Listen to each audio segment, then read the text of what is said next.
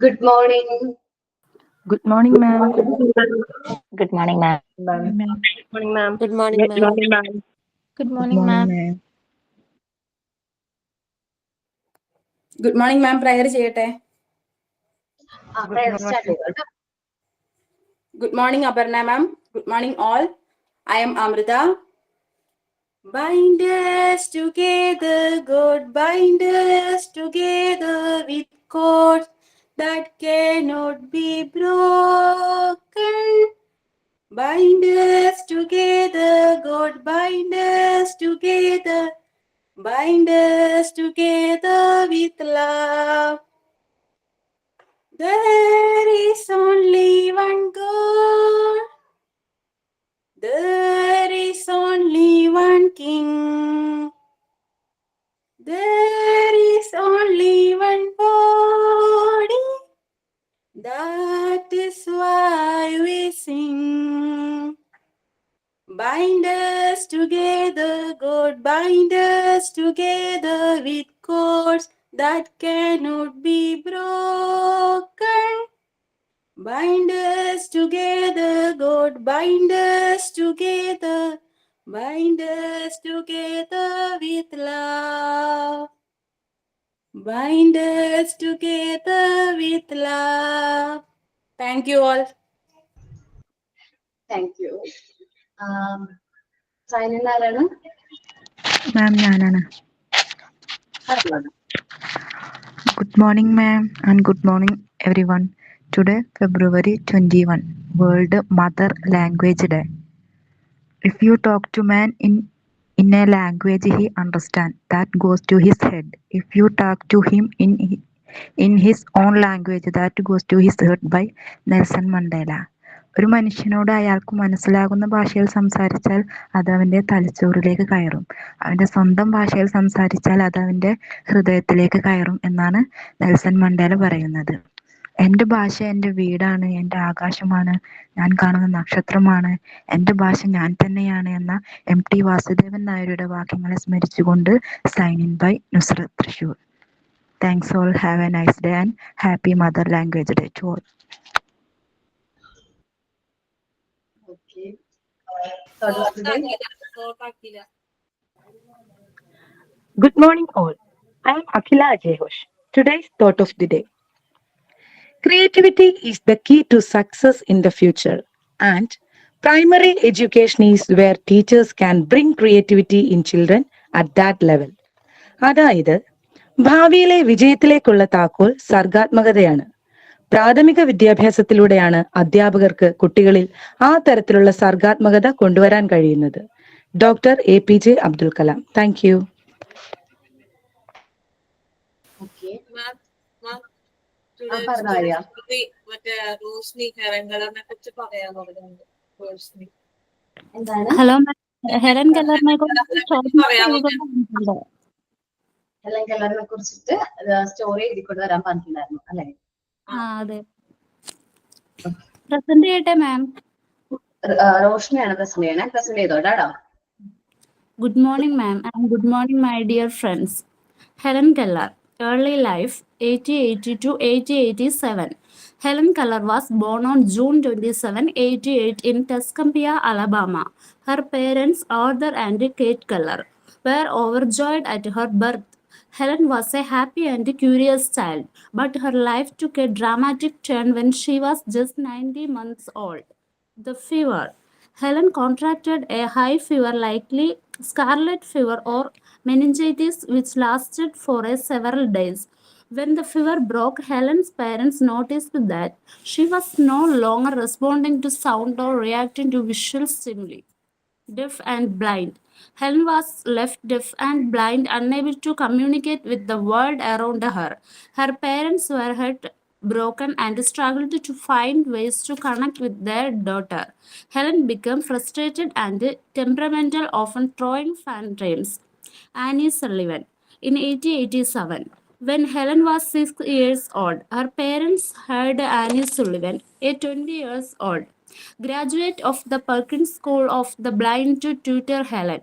Annie was determined to help Helen communicate. Breakthrough. Annie began teaching Helen signing words into her hand. Initially, Helen was frustrated and resistant, but Annie persisted. One day, while signing the word water into the Helen's hand, Annie poured water from a pump over Helen's other hand. Helen suddenly made the connection between the sign and the sensation of the water. This was the breakthrough moment. Education. With Annie's help, Helen quickly learned to communicate through touch and began attending school. She attended the Perkins School of the Blind and later the Cambridge School for Young Ladies. Helen excelled her studies, learning multiple languages, including English, French, German, and Latin. College and career. Helen graduated from Radcliffe College in 1904, became the first deaf and blind person to earn BA degree. She went on to become a renowned author, speaker, and disability rights advocate. Helen traveled the world giving lectures and raising awareness about disability rights. Legacy. Helen Keller passed away on June 1st, 1968, but her legacy lives on. She inspired millions of people around the world with her courage, determination, and resilience. Helen's story has been translated into numerous languages and has been adapted into films, plays, and books. Thank you, ma'am, and my dear friends, for your valuable time. Okay. Helen കെല്ലറിന്റെ story അല്ലെങ്കിൽ Helen കെല്ലറിനെ കുറിച്ച് മലയാളത്തിൽ ആരെങ്കിലും എഴുതിയിട്ടുണ്ടോ? ഇന്ന് നമ്മുടെ mother tongue day ആണല്ലോ, മലയാളത്തിൽ ആരെങ്കിലും എഴുതിയിട്ടുണ്ടോ?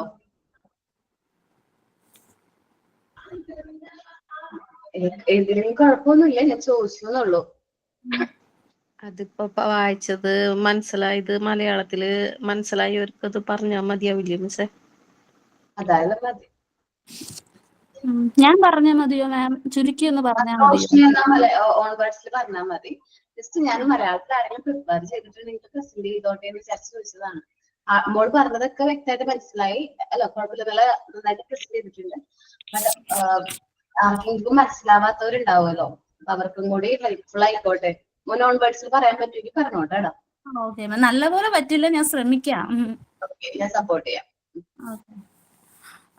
ഹെലൻ കെല്ലർ 1880 ജനിച്ചത്. അമേരിക്കയിലെ ടെസ്കംബിയിലെ അലബാമ എന്ന് പറയുന്ന സ്ഥലത്താണ് ജനിച്ചത്. ഓർദറിന്റെയും കേറ്റ് കെല്ലറിന്റെയും മകളായിട്ടാണ് ഹെലൻ കെല്ലർ ജനിച്ചത്. അവരുടെ കുടുംബത്തിൽ സന്തോഷം നിലനിൽക്കവേ ഹെലന് പെട്ടെന്ന് 19ാം മാസത്തില് മെനിഞ്ചൈറ്റിസ് എന്ന രോഗം ബാധിക്കുകയും കാഴ്ചശക്തി മറ്റും നഷ്ടപ്പെടുകയും ചെയ്തിരുന്നു. അപ്പോൾ അവള് കേൾവിശക്തി നഷ്ടപ്പെട്ടില്ലേ? കാഴ്ചശക്തിയും കേൾവിശക്തിയും നഷ്ടപ്പെട്ടിരുന്നു. അപ്പോഴത്തേക്കും സൗണ്ടുകളോടൊന്നും റിയാക്ട് ചെയ്യാനുള്ള കഴിവെല്ലാം നഷ്ടപ്പെട്ടെന്ന് മനസ്സിലാക്കിയ മാതാപിതാക്കള് അവളെ കമ്മ്യൂണിക്കേറ്റ് ചെയ്യാനായിട്ട് അവരുടെ പേരൻസ് ശ്രമിച്ചുകൊണ്ടേയിരുന്നു. അങ്ങനെയാണ് ആനി സള്ളിവനിലേക്ക് എത്തുന്നത്. Annie Sullivan graduate from the Perkins സ്കൂളിൽ നിന്ന് ഈ ബ്ലൈൻഡ്സിനുള്ള ഒരു ട്യൂട്ടർ ആയിരുന്നു ഹെലനെ പ്രാക്ടീസ് ചെയ്യിപ്പിക്കാനായിട്ട് വന്നത്. ആനിയാണെങ്കിൽ ഹെലന്റെ ജീവിതത്തിൽ വളരെയധികം മാറ്റങ്ങളാണ് കൊണ്ടുവന്നത്. അവരുടെ ഓരോ ദിവസത്തെയും പരിശീലനത്തിനിടയിൽ ഹെലൻ വലിയ താല്പര്യം പ്രകടിപ്പിച്ചില്ല എങ്കിലും അതെല്ലാം മാറ്റിയെടുക്കാനായിട്ട് ആനി സള്ളിവന് കഴിഞ്ഞിട്ടിരുന്നു. അങ്ങനെ വാട്ടർ എന്നായിരുന്നു ഹെലൻ ആദ്യമായിട്ട് ഐഡന്റിഫൈ ചെയ്ത വാക്ക്. അത് അനുഭവിച്ച് തന്നെയാണ് ആനി ഹെലന് പറഞ്ഞ് മനസ്സിലാക്കി കൊടുത്തത്. അതൊരു ബ്രേക്ക് ത്രോ മൊമെന്റ് ആയിരുന്നു. ആനി സള്ളിവൻ കാരണം ഹെലന് നല്ലപോലെ വിദ്യാഭ്യാസം ചെയ്യാനും കമ്മ്യൂണിക്കേറ്റ് ചെയ്യാനുള്ള കഴിവ് വളർന്നു വന്നു. അങ്ങനെ BA ആദ്യത്തെ ബ്ലൈൻഡ് ആയിട്ടുള്ള കുട്ടിക്ക് BA ഡിഗ്രി 24ാമത്തെ വയസ്സിൽ നേടിയെടുക്കാനായിട്ട് സാധിച്ചു. പിന്നീട് ഹെലൻ ഒരു ഓഥറായിട്ടും സ്പീക്കറായിട്ടും ഡിസബിലിറ്റി റൈറ്റ്സ് ഉള്ളവരുടെ അഡ്വക്കേറ്റ് ആയിട്ടും ഒക്കെ തുടർന്നു. പിന്നീട് ഹെലൻ വേൾഡ് മുഴുവൻ ട്രാവൽ ചെയ്യാൻ ഹെലന് കഴിഞ്ഞു. ഹെലൻ കെല്ലർ ജൂൺ 1 1968 മരണപ്പെട്ടെങ്കിലും അവരുടെ ഒരു കൊടുത്ത അടയാളങ്ങൾ ഇപ്പോഴും ലോകത്തിൽ മായാതെയുണ്ട്. ഇപ്പോഴും അവരെ ഇൻസ്പയർ ചെയ്യുന്ന ഒരുപാട് പേര് പിന്നാലെ ഉണ്ട്. ഹെലൻ കെല്ലർ എല്ലാവർക്കും കറേജും ഡിറ്റർമിനേഷനും എല്ലാം നൽകുന്നത് കൊണ്ട് ഹെലൻ കെല്ലറിന്റെ സ്റ്റോറി നിരവധി ലാംഗ്വേജുകളിൽ സിനിമയായിട്ടും സ്റ്റോറി ആയിട്ടും ഒക്കെ ഇപ്പോഴും ഇറങ്ങിയിട്ടുണ്ട്. പിന്നെ ഹെലൻ കെല്ലറിന് ഒരുപാട് ലാംഗ്വേജിൽ പ്രാവീണ്യം ഉണ്ടായിരുന്നു, ഇംഗ്ലീഷും ഫ്രഞ്ചും ജർമ്മനും. ഇത്രയേ ഉള്ളൂ മാം. ഓക്കേടാ, നൈസ് ആയിരുന്നു കേട്ടോ. മാം എന്റെ മോക്ക് ഇത് പഠിക്കാനുണ്ട് സ്കൂളിൽ സ്റ്റോറി. എനിക്ക് എത്രാം ക്ലാസ്സിലാണത്? അവൾ 6ാം ക്ലാസ്സിലാണ്. 7ാം ക്ലാസ്സിൽ. 8ാം ക്ലാസ്സിൽ പഠിക്കുന്ന കുട്ടികളാർക്കെങ്കിലും ഉണ്ടോ? മക്കളാരെങ്കിലും 8ാം ക്ലാസ്സിൽ പഠിക്കുന്നുണ്ടോ? State syllabus. ഓക്കെ, ചോദിച്ചെന്നുള്ളൂ. കാരണം ഇതേപോലെ ഒരു സ്റ്റോറി 8th ഇംഗ്ലീഷില് സ്റ്റേറ്റ് സിലബസിലെ 8th ഇംഗ്ലീഷിലുണ്ട്. നമുക്ക് ആ ചൈൽഡ് വെൽഫെയർ എന്ന് പറയുന്ന ചാപ്റ്റർ ഡിസ്കസ് ചെയ്യുമ്പോൾ ഞാനത് പറയാത്ത ആ ഒരു സ്റ്റോറി ഞാൻ നിങ്ങൾക്ക് കമ്മ്യൂണിക്കേറ്റ് ചെയ്തുതരാം. നല്ലൊരു സ്റ്റോറിയാണ്. ഹെലൻ കെല്ലറിനെ പോലെ തന്നെ നല്ല ഇൻസ്പിറേഷൻ ഉള്ളൊരു, നമുക്കൊരു ഭയങ്കരമായിട്ട് ഇൻസ്പയർഡ് ആയിട്ടുള്ള ഒരു സ്റ്റോറിയാണ് കേട്ടോ. അത് ഞാൻ പറഞ്ഞുതരാം. ആ ടൈമില് നമ്മള് 4th യൂണിറ്റ് കഴിഞ്ഞു ഇല്ലേ? യൂണിറ്റ് 4 കഴിഞ്ഞില്ലേ? ഓക്കെ, ഇനി അടുത്ത യൂണിറ്റ് ഫസ്റ്റ് എയ്ഡ് ആണ് അല്ലെ?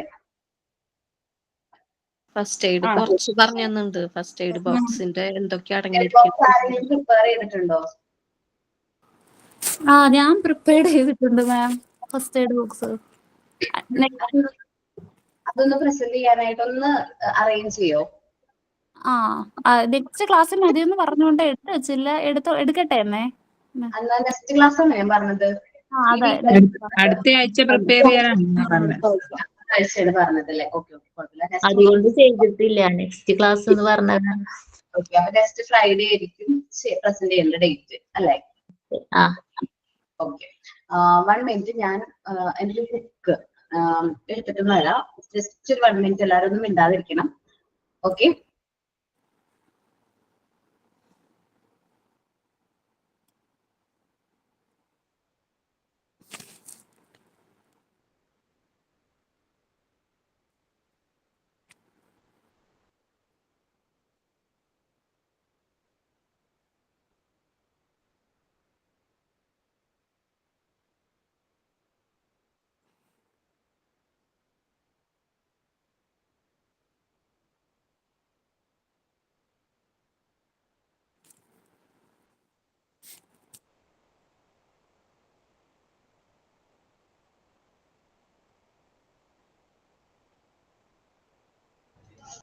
ഓക്കെ, നമ്മൾ ഫസ്റ്റ് എയ്ഡ് എന്ന് കേൾക്കുമ്പോൾ ഫസ്റ്റ് ടൈം നമ്മളൊരു ആക്സിഡന്റ് ഒക്കെ സംഭവിച്ച ഫസ്റ്റ് ടൈം നമ്മൾ കൊടുക്കുന്ന ട്രീറ്റ്മെന്റ് ആണ് ഫസ്റ്റ് എയ്ഡ് എന്ന് പറയുന്നത്. നമ്മൾ ശ്രദ്ധിച്ചിട്ടുണ്ടോ എന്ന് എനിക്ക് അറിഞ്ഞൂടാ. ആക്സിഡന്റ് ഒക്കെ പറ്റി കഴിഞ്ഞിട്ടുണ്ടെങ്കിൽ ആ ഫസ്റ്റ് അവേഴ്സിന് നമ്മൾ പറയുന്ന പേരാണ് ഗോൾഡൻ അവേഴ്സ് എന്ന് പറയുന്നത്. നമ്മൾ ആക്സിഡന്റ് പറ്റി ആദ്യത്തെ മണിക്കൂറുകൾ, അപ്പൊ നമ്മളോട് ഇപ്പൊ ഒരു ആക്സിഡന്റ് കേസ് ഒക്കെ എടുത്ത് നമ്മൾ പേഷ്യന്റിനെ കൊണ്ട് ഹോസ്പിറ്റലിൽ ചെല്ലാണെങ്കിൽ നിങ്ങൾ എന്താ ഇത്രയും വൈകിയത്, അപ്പൊ ഡോക്ടർമാർ ഭയങ്കര വെറീഡ് ആവും. കാരണം ആക്സിഡന്റ് സംഭവിച്ചിട്ട് 1-2 മണിക്കൂർ കഴിഞ്ഞിട്ടാണ് പേഷ്യന്റ് എത്തണമെങ്കിൽ റിസ്കിന്റെ ചാൻസ് കൂടും. അതല്ല, ആക്സിഡന്റ് സംഭവിച്ച അപ്പൊ തന്നെയാണ് നമ്മൾ ഹോസ്പിറ്റലിലേക്ക് പേഷ്യന്റിനെ കൊണ്ട് എത്തണമെങ്കിൽ നമുക്ക് ഒരു പരിധി വരെ ആ പേഷ്യന്റ് ജീവൻ നിലനിർത്താനായിട്ട് നമ്മളെ കൊണ്ട് പറ്റും. സോ അതുകൊണ്ടാണ് ഡോക്ടേഴ്സ് പറയുന്നത് എന്തെങ്കിലും ആക്സിഡന്റ് നമ്മൾ കണ്ടു കഴിഞ്ഞിട്ടുണ്ടെങ്കിൽ ഇത്രയും പെട്ടെന്ന് നമ്മൾ എന്ത് ചെയ്യാ, ഹോസ്പിറ്റലിൽ എത്തിക്കണം എന്ന് പറയാറുണ്ട്. അതേപോലെ തന്നെ വേറൊരു കാര്യം പറയാറുണ്ട്. നമ്മള് എന്താ പറയാ, ആക്ച്വൽ മെഡിക്കൽ എയ്ഡ് കിട്ടുന്നതിന് മുമ്പായിട്ട്, ആക്ച്വൽ മെഡിക്കൽ ട്രീറ്റ്മെന്റിന് മുമ്പായിട്ട് നമ്മൾ കൊടുക്കുന്ന ആ ട്രീറ്റ്മെന്റ്, ഫസ്റ്റ് കൊടുക്കുന്ന ട്രീറ്റ്മെന്റുകളാണ് നമ്മൾ ഫസ്റ്റ് എയ്ഡ് എന്ന് പറയുന്നത്. ഒരു പരിധി വരെ ആ ജീവൻ നിലനിർത്താൻ വേണ്ടിയിട്ട്, അല്ലെങ്കിൽ ആ ഒരു നമ്മളുടെ ആ ഒരു ആക്സിഡന്റിന്റെ വ്യാപ്തി കുറയ്ക്കാൻ വേണ്ടിയിട്ട്, അല്ലെങ്കിൽ അതിന്റെ തോത് കുറയ്ക്കാൻ വേണ്ടി നമ്മൾ ചെയ്യുന്ന ആദ്യത്തെ ട്രീറ്റ്മെന്റ് ആണ് എന്ത്, ഫസ്റ്റ് എയ്ഡ് എന്ന് പറയുന്നത്. അപ്പൊ ഫസ്റ്റ് എയ്ഡ് ശരിക്കും പറഞ്ഞാല് കറക്റ്റ് ആയിട്ടുള്ള പ്രോപ്പർ ആയിട്ടുള്ള ട്രീറ്റ്മെന്റ് അല്ല. ഇനിയിപ്പോ നമ്മൾ ഫസ്റ്റ് എയ്ഡ് കൊടുത്തു ഞാൻ ഓക്കെ ആണെന്ന് പറഞ്ഞ് ഡോക്ടറെ കാണാതിരിക്കരുത്. ഫസ്റ്റ് എയ്ഡ് കിട്ടിക്കഴിഞ്ഞാൽ വേഗം നമ്മൾ എന്ത് ചെയ്യുക, ഹോസ്പിറ്റലിലേക്ക് പോവാം. പല പല ഇൻസിഡൻസിലും പല രീതിയിലാണ് നമ്മൾ ഫസ്റ്റ് എയ്ഡ് കൊടുക്കുന്നത്. ഫസ്റ്റ് എയ്ഡിന് ഓരോ ആക്സിഡൻസിനും ഓരോ രീതിയിലായിരിക്കും നമ്മൾ ഫസ്റ്റ് എയ്ഡ് കൊടുക്കുന്നത്. ഇപ്പൊ ഒരാൾ വെള്ളത്തിൽ മുങ്ങിയെന്ന് വിചാരിക്കും, അയാളെ കരക്ക് എടുക്കുമ്പോൾ കൊടുക്കുന്ന ഫസ്റ്റ് എയ്ഡ് ആയിരിക്കില്ല പാമ്പ് കടിയേറ്റ ആൾക്ക് കൊടുക്കുന്ന ഫസ്റ്റ് എയ്ഡ്. സോ നമ്മള് സ്കൂളിലേക്കാണ് പോകുന്നത്. അവിടെ എന്ന് വെച്ചിട്ടുണ്ടെങ്കിൽ എപ്പോഴും ആക്സിഡൻസ് സംഭവിക്കാം. നിങ്ങൾക്കറിയാം, കുട്ടികളാണ്, എപ്പൊ വേണമെങ്കിലും ചെറിയ ചെറിയ ആക്സിഡൻസ് സംഭവിക്കാൻ ചാൻസ് ഉണ്ട്. ചിലപ്പോൾ ഒരുമിച്ച് കൂട്ടിമുട്ടി ചിലപ്പോൾ അങ്ങനെ ചെറിയ ചെറിയ ആക്സിഡൻസ് എപ്പോ വേണമെങ്കിലും നമുക്ക് പ്രതീക്ഷിക്കാൻ പറ്റില്ല. പ്രതീക്ഷിക്കാതിരിക്കുന്ന സമയത്തൊക്കെ ആക്സിഡന്റ് സംഭവിക്കും. കുട്ടികൾ പഠിക്കുകയാണല്ലോ, അങ്ങനെയൊക്കെ ഇരിക്കുന്ന സമയത്ത് പെട്ടെന്ന് എന്ത് ആക്സിഡന്റ് വേണമെങ്കിലും സംഭവിക്കാം. സോ നമ്മൾ അങ്ങനൊരു ഇൻസിഡന്റ് നമ്മുടെ ലൈഫിൽ വരാണെങ്കിൽ ആ കുട്ടിക്ക് ഫസ്റ്റ് കൊടുക്കേണ്ട ട്രീറ്റ്മെന്റിനെ കുറിച്ച് നമ്മൾ ഓരോരുത്തരും എന്തായിരിക്കണം, ബോധവാനായിരിക്കണം. അവർക്ക് അറിഞ്ഞിരിക്കണം നമ്മൾ എന്ത് ട്രീറ്റ്മെന്റ് ആണ് കൊടുക്കേണ്ടത്.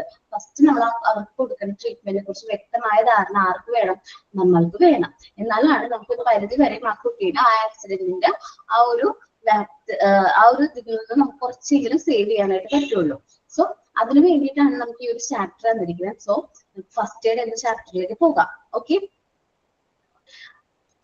it is natural to have accident in school. നമുക്ക് സ്കൂളുകളിലെ ആക്സിഡന്റ് സംഭവിക്കുന്ന സ്വാഭാവികമാണ്.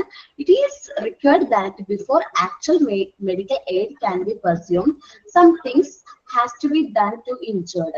നമ്മളിപ്പോ ആക്ച്വൽ മെഡിക്കൽ എയ്ഡ് എത്തുന്നതിന് മുമ്പായിട്ട് നമ്മൾ ആ ഇൻജേർഡ് ആയിട്ടുള്ള പേഴ്സണെ നമ്മൾ ജസ്റ്റ് ആ ഒരു ആക്സിഡന്റിന്റെ തോത് കുറയ്ക്കാൻ വേണ്ടിയിട്ട് ജസ്റ്റ് നമ്മൾ എന്ത് ചെയ്യും, ആ ഇൻജേർഡ് ആയ പേഷ്യന്റിന് കൊടുക്കുന്ന ആദ്യത്തെ ട്രീറ്റ്മെന്റിനെയാണ് നമ്മൾ എന്ത് പറയുന്നത്, ഫസ്റ്റ് എയ്ഡ് എന്ന് പറയുന്നത്.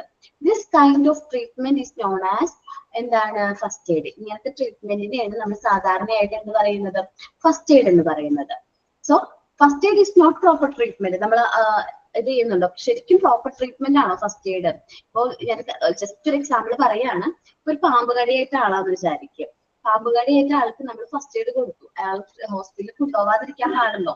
ഇല്ല. പാമ്പ് കടിയേറ്റ ആൾക്ക് നമ്മൾ ഫസ്റ്റ് എയ്ഡ് കൊടുത്തു കഴിഞ്ഞാൽ ഇമ്മീഡിയറ്റ്ലി നമ്മൾ ചെയ്യേണ്ടത് എന്താണ്, വേഗം അദ്ദേഹത്തെയും കൊണ്ട് നമ്മൾ എന്ത് ചെയ്യണം, ഹോസ്പിറ്റലിലേക്ക് എത്തിക്കുകയാണ് വേണ്ടത്. ഓക്കെ, അപ്പൊ അതേപോലെ നമ്മളിപ്പോ വിചാരിക്കും, വെള്ളത്തിൽ പോയി വിചാരിക്കും, ഒരാള് എന്താണ് മുങ്ങി, എന്താണ് ഇപ്പൊ നമ്മളെപ്പോഴും കേൾക്കാറുണ്ട്, മഴക്കാലൊക്കെ ആയി കഴിഞ്ഞാല് നമ്മളെപ്പോഴും കേൾക്കുന്ന ന്യൂസാണ് കുഞ്ഞു കുട്ടികളൊക്കെ പുഴയിൽ വീണു മരണം സംഭവിച്ചു എന്നൊക്കെ. ചിലപ്പോൾ നമുക്ക് അവരെ പരിധി വരെ കരയ്ക്ക് എടുക്കാനായിട്ട് പറ്റിയിട്ടുണ്ടാവും. പക്ഷെ അവർക്ക് എന്തുണ്ടാവില്ല, ശ്വാസോ അല്ലെങ്കിൽ പൾസോ ഉണ്ടാവണമെന്നില്ല. സോ ആ സമയത്ത് നമ്മൾ കൊടുക്കേണ്ട ഇമ്മീഡിയറ്റ് ട്രീറ്റ്മെന്റ് എന്ന് പറയുന്നത് CPR ആണ്. ഇമ്മീഡിയറ്റ് ആയിട്ട് നമ്മൾ എന്ത് കൊടുക്കണം, CPR കൊടുക്കണം. അല്ലാതെ ആ പേഷ്യന്റിന്റെ സാധാരണ വെള്ളത്തിൽ പോയി കഴിഞ്ഞാൽ നമ്മൾ എന്താ ചെയ്യാറ്, വൈറ്റ്ലൊക്കെ സിനിമയിലൊക്കെ കണ്ടിട്ടില്ലേ നിങ്ങള്, എന്ത് ചെയ്യും, സിനിമയിലൊക്കെ എന്താ ചെയ്യാറ്, വെള്ളത്തിലൊക്കെ പോയി കഴിഞ്ഞാല് വയറിലെ വെള്ളം കളയാൻ നോക്കും. വെള്ളം കളയാൻ വേണ്ടിട്ട് പറഞ്ഞിട്ട് വയറ്റിൽ അങ്ങോട്ട് കൊണ്ട് ഞെക്കും. അപ്പൊ ആ വായിൽ കൂടി ഇങ്ങനെ വെള്ളം പോരും. അത് സിനിമയിൽ അവർ കുറച്ച് എന്താണ് ഇത് ചെയ്യുന്നതാണ്. ശരിക്കും പറഞ്ഞാൽ അങ്ങനെ ചെയ്യാനേ പാടില്ല. കാരണം വയറ്റിലെ വെള്ളം എവിടെയും പോവില്ല. നമുക്ക് വയറ്റിലെ വെള്ളം വയറ്റിൽ പോയെന്ന് വെച്ച് വലിയ പ്രശ്നമൊന്നുമില്ല. പക്ഷെ നമ്മൾ ഇങ്ങനെ തിരിച്ചെടുക്കുമ്പോൾ അത് ലങ്സിലേക്ക് പോകാനും ലങ്സിൽ പെട്ടെന്ന് ഇൻഫെക്ഷൻ വരാനും ലങ്സിൽ വെള്ളം കെട്ടി ആൾക്ക് മരണം സംഭവിക്കാനുള്ള ചാൻസ് ഉണ്ട്. ഒരു കാരണവശാലും അങ്ങനെ ചെയ്യരുത്. നമ്മള് അയാൾക്ക് പൾസ് ഇല്ലെങ്കിൽ നമ്മൾ എന്താ കൊടുക്കേണ്ടത്, ഇമ്മീഡിയറ്റ്ലി നമ്മൾ കൊടുക്കേണ്ടത് CPR ആണ്. ഓക്കെ, CPR കൊടുക്കാനായിട്ട് നമ്മൾ അറിഞ്ഞിരിക്കണം. ജസ്റ്റ് നമ്മുടെ ഈ ചാപ്റ്ററിന്റെ ഒരു എന്താ പറയുക കണ്ടിന്യൂഷൻ ആയിട്ട് CPR എങ്ങനെ കൊടുക്കാന്നൊക്കെ ഞാൻ പറഞ്ഞു തരാം. എന്നിട്ട് നിങ്ങളത് ഒന്ന് പ്രാക്ടിക്കൽ ആയിട്ട് നോക്കണം. പിന്നെ അതേപോലെ കുറച്ച് വീഡിയോസ് എങ്ങനെയാണ് CPR കൊടുക്കേണ്ടതെന്നുള്ള വീഡിയോസ് ഒക്കെ ഒന്ന് കാണുകയാണെങ്കിൽ കുറച്ചും കൂടി അത് നിങ്ങൾക്ക് പ്രാക്ടിക്കൽ ആയിട്ട് നമ്മുടെ ലൈഫിൽ അങ്ങനെ സിറ്റുവേഷൻ വരാണെങ്കിൽ പേടിച്ച് മാറി നിൽക്കേണ്ട വരില്ല. അയ്യോ എനിക്ക് CPR കൊടുക്കാൻ അറിഞ്ഞുകൂടാ, അല്ലെങ്കിൽ ഈ സിറ്റുവേഷനിൽ ഞാൻ എന്ത് ചെയ്യുന്നത് ആലോചിച്ച് പേടിച്ച് നിൽക്കേണ്ട കാര്യം വരില്ല. സോ നമുക്കത് നല്ല ധൈര്യത്തോടെ കൊടുക്കാനായിട്ട് പറ്റും. ഓക്കെ, നമുക്ക് നോക്കാം. ആരത് റീഡ് ചെയ്യുന്നേ? അതിലൊരാൾ റീഡ് ചെയ്യോ? ഞാൻ വായിക്കാം മിസ്. ഗ്രീഷ്മ വായിക്കട്ടെ. അത് കഴിഞ്ഞ അടുത്തത് സിനിക്ക് തരാം അവസരം. ഫസ്റ്റ് തുടങ്ങിയല്ലേ, യൂണിറ്റ് ഫസ്റ്റ് തുടങ്ങിയല്ലേ? ഫസ്റ്റ് ഞാൻ വായിച്ചു, കുറച്ച് പാരഗ്രാഫ് ഞാൻ വായിച്ചു. Next paragraph. First aid unit in the school.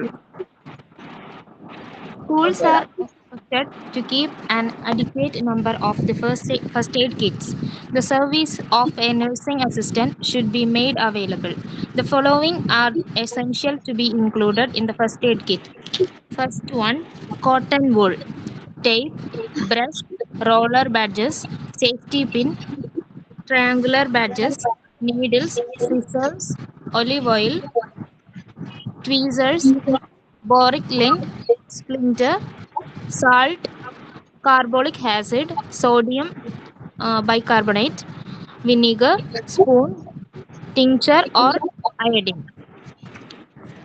Okay, ഈ ഓരോ ഐറ്റംസ് ഞാൻ നിങ്ങൾക്ക് ഇതിൽ കാണിച്ചു തരാം കേട്ടോ. ഇതിന്റെ ഇമേജസ് നമുക്ക് ഞാൻ കാണിച്ചു തരാം. അപ്പൊ കുറച്ചും കൂടി വ്യക്തമാവും നിങ്ങൾക്ക്. കോട്ടൺ ബോൾ അറിയാലോ, പഞ്ഞിയാണ്, അത് കുഴപ്പമില്ലല്ലോ.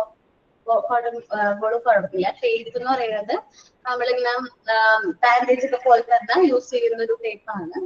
ബ്രഷ് നമ്മൾ ക്ലീൻ ചെയ്യാൻ വേണ്ടി യൂസ് ചെയ്യുന്നതാണ്. റോളർ ബാൻഡേജ് നിങ്ങൾ കണ്ടിട്ടുണ്ടാവും കേട്ടോ, നമ്മൾ കൂടുതലായിട്ട് യൂസ് ചെയ്ത് കണ്ടിട്ടുണ്ട്. റോളർ ബാൻഡേജ് ഇപ്പൊ നമുക്ക് എന്തെങ്കിലും ചതവൊക്കെ സംഭവിക്കുകയാണെങ്കിൽ യൂസ് ചെയ്യുന്ന ഇതേപോലത്തെ ബാൻഡേജ് കണ്ടിട്ടുണ്ടോ? Roller bandage. ഇതാണ് റോളർ ബാൻഡേജ്. നമ്മൾ സ്കൂളിലൊക്കെ എന്താ പറയാ, സ്കൂളിലൊക്കെ എന്തായാലും കമ്പൽസറി ആയിട്ട് വേണം. എപ്പോ വേണമെങ്കിലും അതൊരു നമ്മൾ വീട്ടിലേക്കാളും കൂടുതൽ എന്തായാലും സ്കൂളൊക്കെ ആകുമ്പോൾ, സ്ഥാപനമൊക്കെ ആകുമ്പോൾ, ഇൻസ്റ്റിറ്റ്യൂട്ട് ഒക്കെ ആകുമ്പോൾ നിർബന്ധമായിട്ട് അവിടെ വേണം. ഓക്കെ, ഇനി അടുത്ത് എന്താണ് സേഫ്റ്റി പിന്നെ നിങ്ങൾക്ക് കാണിച്ചു തരേണ്ട കാര്യമില്ല, നിങ്ങൾക്ക് എല്ലാവർക്കും അറിയുന്നതാണ്. നെക്സ്റ്റ് എന്താണ് ട്രയാങ്കുലർ ബാൻഡേജ്. നിങ്ങൾ ചിലപ്പോൾ കണ്ടിട്ടുണ്ടാവും. ഒരു നമ്മുടെ കൈയിലേക്ക് ഇവിടെ പൊട്ടിയിട്ടുണ്ടെങ്കിലേ അത് ട്രയാങ്കുലർ രീതിയിൽ ബാൻഡേജ്, അത് ചിലപ്പോൾ ചിലവർ കണ്ടിട്ടുണ്ടാവും. ട്രയാങ്കുലർ ബാൻഡേജ് എന്ന് പറയും.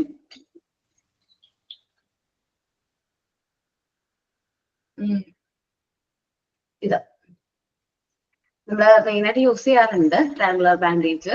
നമ്മൾ വല്ല ഇപ്പൊ ഇവിടെ മാത്രമല്ല കേട്ടോ, കൈക്ക് മാത്രമല്ല, ഇങ്ങനെ നമുക്ക് ഭയങ്കരമായിട്ട് പ്രശ്നം ഉണ്ടെങ്കിൽ നമ്മളിത് ഇങ്ങനെ ബാൻഡേജ് പോലെ കെട്ടിയിടും. ഓക്കെ, ട്രയാങ്കുലർ ബാൻഡേജ് ആണ് ഈ കാണുന്നത് കേട്ടോ.